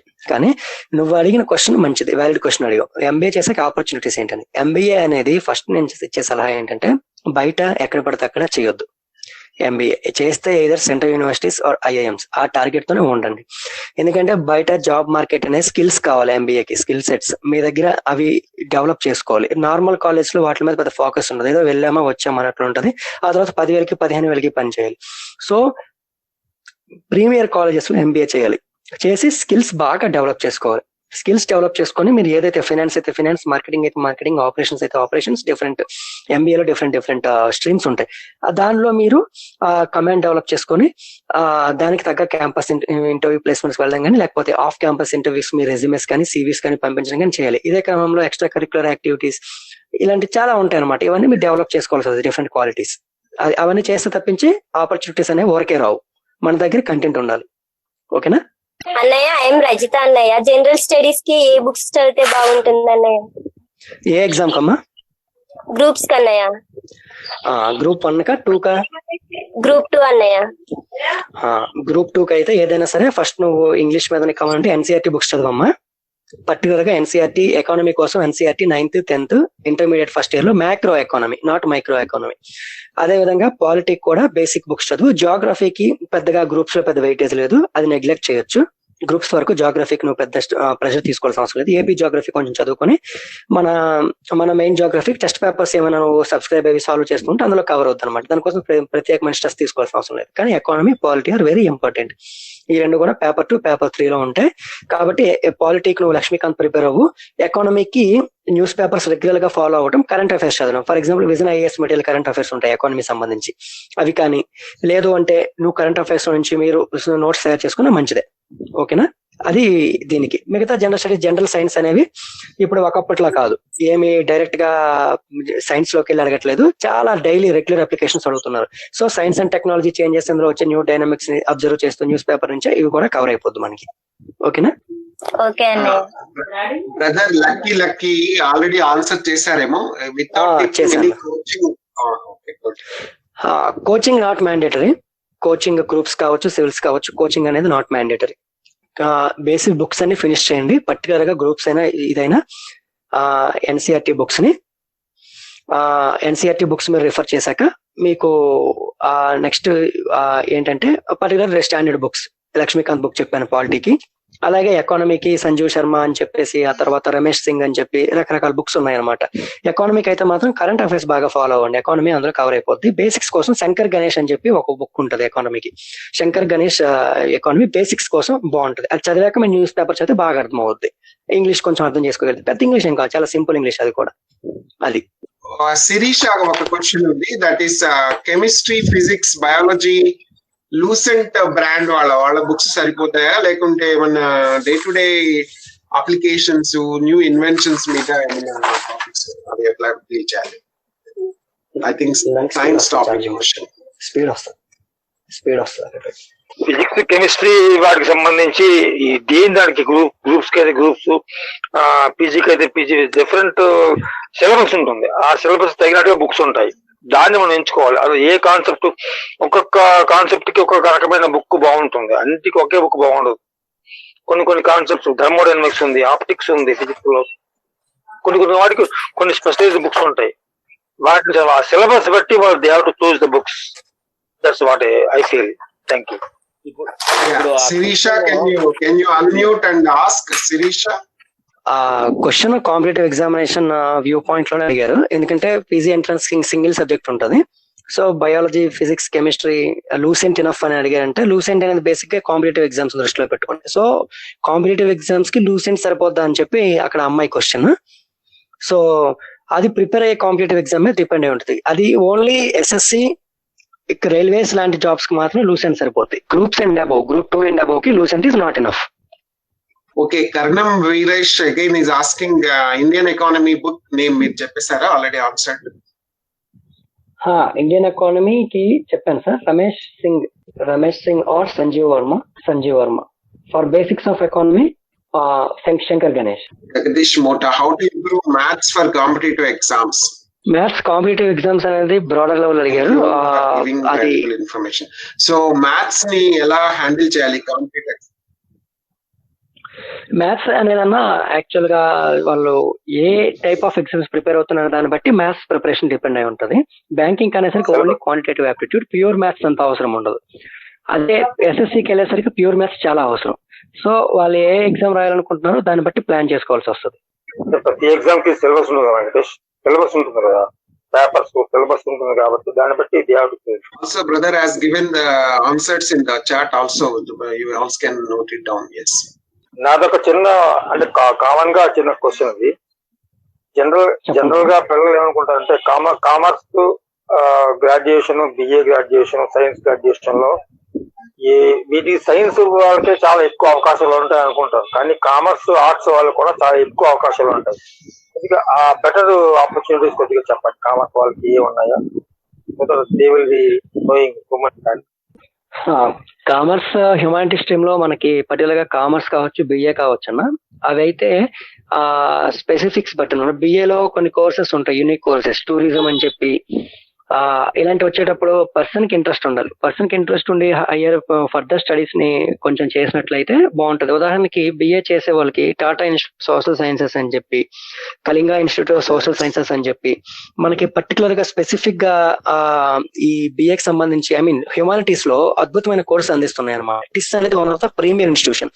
అదేవిధంగా జేఎన్యు, హెచ్సియు, బిహెచ్యు లో ఎంఏ హ్యుమానిటీస్ లో మంచి మంచి కోర్సెస్ ఉన్నాయి. ఇవి చేశాక either they can go for research or they can join NGOs and also తర్వాత లెక్చరర్స్, టీచింగ్ పొజిషన్స్ లోకి వెళ్ళొచ్చు. ఇవన్నీ కూడా వాళ్ళు చేయొచ్చు. అదేవిధంగా ఎంకామ్ కూడా ఇవే అప్లై అవుతాయి. ఎంకామ్ కి వీటితో పాటు ఎంకామ్ కి పిహెచ్డీ చేస్తే ఎంకామ్ లో పిహెచ్డి చేస్తే మంచి ఆపర్చునిటీస్ ఉంటాయి. ఈవెన్ కార్పొరేట్ రంగంలో కూడా మంచి అవకాశాలు ఉంటాయి. మంచి రీసెర్చ్ ఏరియాలో మంచి రీసెర్చ్ చేసి అథెంటిక్ రీసెర్చ్ చేసినప్పుడు అడ్వైజర్స్ గా కన్సల్టెంట్స్ గా కూడా వాళ్ళు స్వీకరిస్తారు. టీచింగ్ లో ఎనీవే ఎవర్ గ్రీన్, హ్యుమానిటీస్ లో కష్టపడాలి కానీ టీచింగ్ ప్రొఫెషన్ లో అది యూనివర్సిటీస్ నుంచి స్కూల్స్ వరకు ఎక్కడైనా సరే మంచి లైఫ్ ఉంటది. నిన్న జయప్రకాష్ ఒక సివిల్స్ ఆస్పిరెంట్ తో నేను ప్రశ్న మాట్లాడాను. Is very very bright boy. అబ్బాయి ఏం చెప్పాడంటే, అన్న నాకంతా ఓకే కానీ నేను మ్యాథ్స్ బ్యాక్గ్రౌండ్ లేదు కాబట్టి నాకు ఏమైనా ఇబ్బంది అవుతుందని అడిగాడు. Of course is not in the group, ఏదో సెషన్ లేడు, but we can convey the message to. Okay అన్న, యాక్చువల్ గా మనకి సివిల్స్ కి వచ్చేసరికి సివిల్స్ ఆస్పిరెంట్స్ కావచ్చు, గ్రూప్స్ ఆస్పిరెంట్స్ కావచ్చు, మ్యాథ్స్ కోసం భయపడాల్సిన అవసరం లేదన్న. ఎందుకంటే మ్యాథ్స్ రోల్ అనేది సివిల్స్ లోను గ్రూప్స్ లోను చాలా చాలా నెగ్లిజిబుల్ అనమాట. పర్టికులర్ గా సివిల్స్ కి వచ్చేసరికి పేపర్ 2 సీసెట్, మనకి జనరల్ స్టడీస్ పేపర్ ఒకటి ఉంటుంది, ప్రిలిమ్స్ లో సీసెట్ పేపర్ ఒకటి ఉంటుంది. సీసెట్ లో ఏంటంటే క్వాంటిటేటివ్ ఆప్టిట్యూడ్ అంటే న్యూమరికల్ ఎబిలిటీ 10th క్లాస్ లెవెల్లో ఉంటుంది. అదేవిధంగా రీజనింగ్ స్కిల్స్ మీద, డెసిషన్ మేకింగ్ స్కిల్స్ మీద, అదేవిధంగా ఇంగ్లీష్ లాంగ్వేజ్ స్కిల్స్ మీద, కాంప్రిహెన్షన్, రీడింగ్ కాంప్రిహెన్షన్ మీద ఉంటుంది అనమాట 100 మార్క్స్ కి. ఇది కూడా క్వాలిఫైయింగ్ ఇన్ నేచర్. ఈ స్కోర్ అనేది ప్రిలిమ్స్ క్వాలిఫైయింగ్ కి మాత్రమే, అంటే 33% స్కోర్ వస్తే ఈ పేపర్ లో పర్సన్ క్వాలిఫై అయినట్లే. మిగతాది జిఎస్ పేపర్ 1 లో మంచి స్కోర్ వచ్చినప్పుడు మెయిన్స్ కి వెళ్తాడు. సో ఈ 33% స్కోర్ రావడం అనేది నీకు మ్యాథ్స్ లో కొంచెం వీక్ ఉన్నా సరే, ఇంగ్లీష్ స్కిల్స్ ఉన్నా, రీజనింగ్ స్కిల్స్ ఉన్నా యూ కెన్ గెట్ ఆన్. అదేవిధంగా గ్రూప్ 1 కి వచ్చేసరికి నేను గ్రూప్ 1 ప్రిలిమ్స్ పేపర్ చూశాను. గ్రూప్ 1 ప్రిలిమ్స్ పేపర్ లో కూడా మ్యాథ్స్ అనేది వెరీ బేసికల్ ఇన్ నేచర్. దానికి అసలు 10th క్లాస్ లెవెల్లో కూడా ఫస్ట్ పేజ్ లో ఉన్న ఇంట్రొడక్టరీ క్వశ్చన్స్, ఫండమెంటల్ మ్యాథ్స్ అదన్నా. అది పిల్లలు చాలా మందికి సైన్స్ ఆర్ట్స్ వాళ్ళకి అది చెప్పండి, ఎందుకంటే బీకామ్ బిఏ పిల్లలకి మ్యాథ్స్ బ్యాక్గ్రౌండ్ లేదని కొన్ని వాటికి భయపడుతున్నారు. ఆ ధైర్యం మనం అది నో ప్రాబ్లం. ఈ అందరూ కామన్ గా బికాస్ వాళ్ళకి తెలియకపోవచ్చు కదా. అవునన్నా, they unable to ask, that's why I'm asking on behalf them. ఓకేనా. I just read out Brother Ram Chila's message for you. Apart from the topic ideas about the subject matter, you also touched upon life lessons. Very happy, brother, that is his comment. Thank you, Anna. We learned a lot of new ideas. Thank you very much. And any other questions, comments, students? Okay, brother Venkatesh, there is a question about bifurcation of Andhra. The comments ఏమన్నా, what is the best way to prepare? Bifurcation ఆంధ్రాకి just market లో చాలా booklets ఉన్నాయన్న. ఇది shine అని చెప్పి ఒకటి ఉంటది, వాళ్ళ బుక్లెట్ ఒకటి ఉంది, ప్రెసైజ్ గా సింపుల్ గా బాగుంటది. నేను కోరా నుంచి నేను జస్ట్ కాపీ పేస్ట్ చేశాను ఫర్ ద ఇన్ఫర్మేషన్ సేక్. కొంతమంది ఎవరో రిప్లై చేశారు దాన్ని. If you want you can go through that also. Okay. Old history, new geography, bifurcating Andhra by Jairam Ramesh. అదేమో UPA 2 గురించి, వాళ్ళు అంటే కాంగ్రెస్ ఐడియాలజీ ఏమో. తర్వాత ఉండవల్లి అరుణ్ కుమార్ విభజన కథ to be a fair version. ఇంకొకటి గ్రూప్ 2 లో ఏపీ రీఆర్గనైజేషన్ యాక్ట్ ఆఫ్ 2014 అని, అది కూడా చదివితే. ఏమన్నా ఉన్నాయా క్వశ్చన్స్ కానీ, comments, feedback, anything else from the students? Two more questions from the students. We conclude today, and it's a wonderful talk by our brother Venkatesh, and thank you all for attending. We look forward to seeing you all successful.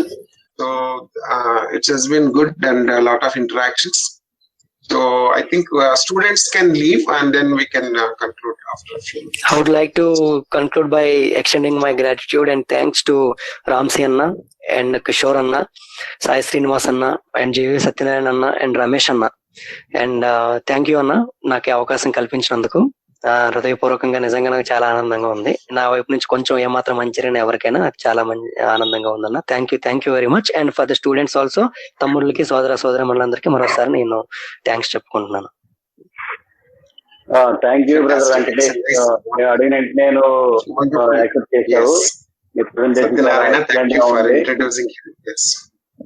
బాగా చెప్పావు, బాగా inspire చేశావు, నీ journey కూడా చెప్పావు brother Venkatesh. Excellent గా జరిగింది ఈ సెషన్. సో నీకు టైం పర్మిట్ చేస్తే భవిష్యత్తులో మరిన్ని సార్లు మీ యొక్క రిసోర్సెస్ ని It's well మనం వాడుకోవడానికి ముందుకు వస్తామని చెప్పి ఆశిస్తున్నాం. Thank you. తప్పకుండా అన్న, thank you very much. Thank you. ఒక్క నిమిషం మాట్లాడవచ్చన్నా, నాకు పర్మిషన్?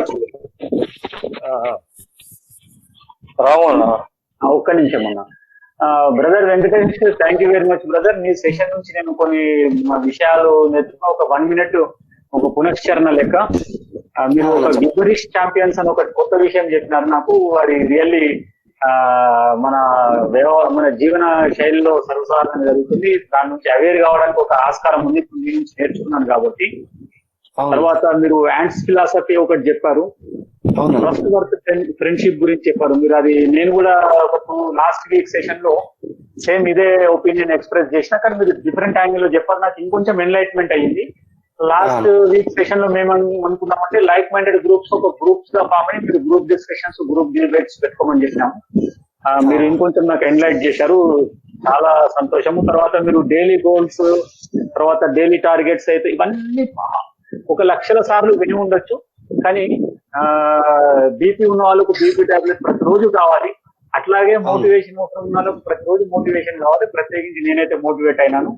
మీరు కన్సిస్టెన్సీ గురించి కానీ, తర్వాత 24 hours rich and poor time కానీ, really brother thank you very much. And let us do same like that for our brothers and sisters.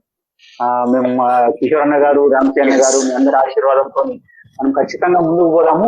ఇంకొకటి బాధాకరమైన కొంచెం ఒక విషయం ఏంటంటే 72-75 మంది వరకు మనకు సెషన్ లో ఉన్నా కూడా వాళ్ళు లాస్ట్ 30-32 మెంబర్స్ వరకు రావడం అనేది కొంచెం బాధాకరం. ఎందుకంటే ఈ రోజు సెషన్ ఓన్లీ కాంపిటేటివ్ ఎగ్జామ్స్ అనే కాకుండా నిజ జీవితమైనటువంటి విషయాలు కూడా చాలా ఉన్నాయి. ప్రతి స్టూడెంట్ కూడా అవసరం ఉండే. మరి వాళ్ళని మనం ఇంకా మోటివేట్ చేయాలి. అది వాళ్ళు నిరుత్సాహపడుతున్నారని నాకు నిరుత్సాహం అనిపిస్తుంది ఒక్కొక్కసారి, కానీ నేను నిరుత్సాహపడదలుచుకోలేదు. మనం ఎవరు నిరుత్సాహపడకూడదు. అది దేవుడు మనకి ఇచ్చినటువంటి అవకాశం ఇది. వాళ్ళ లోపల మనం వాళ్ళ జీవితాలలో వెలుగులు నింపాల్సిందే. దాని కొరకు వాళ్ళని మనము ఏదో చిన్నప్పుడైతే చెంప మీద కొట్టేవాళ్ళు, ఇంకేదో ఇప్పుడున్న మార్గాలు అన్వేషించి వాళ్ళ భవిష్యత్తు కొరకు మనం ఉపయోగపడదామని ఆశిస్తూ అందరికీ కృతజ్ఞతలు. Thank you for giving this opportunity. Thank you అన్న, థ్యాంక్ యూ.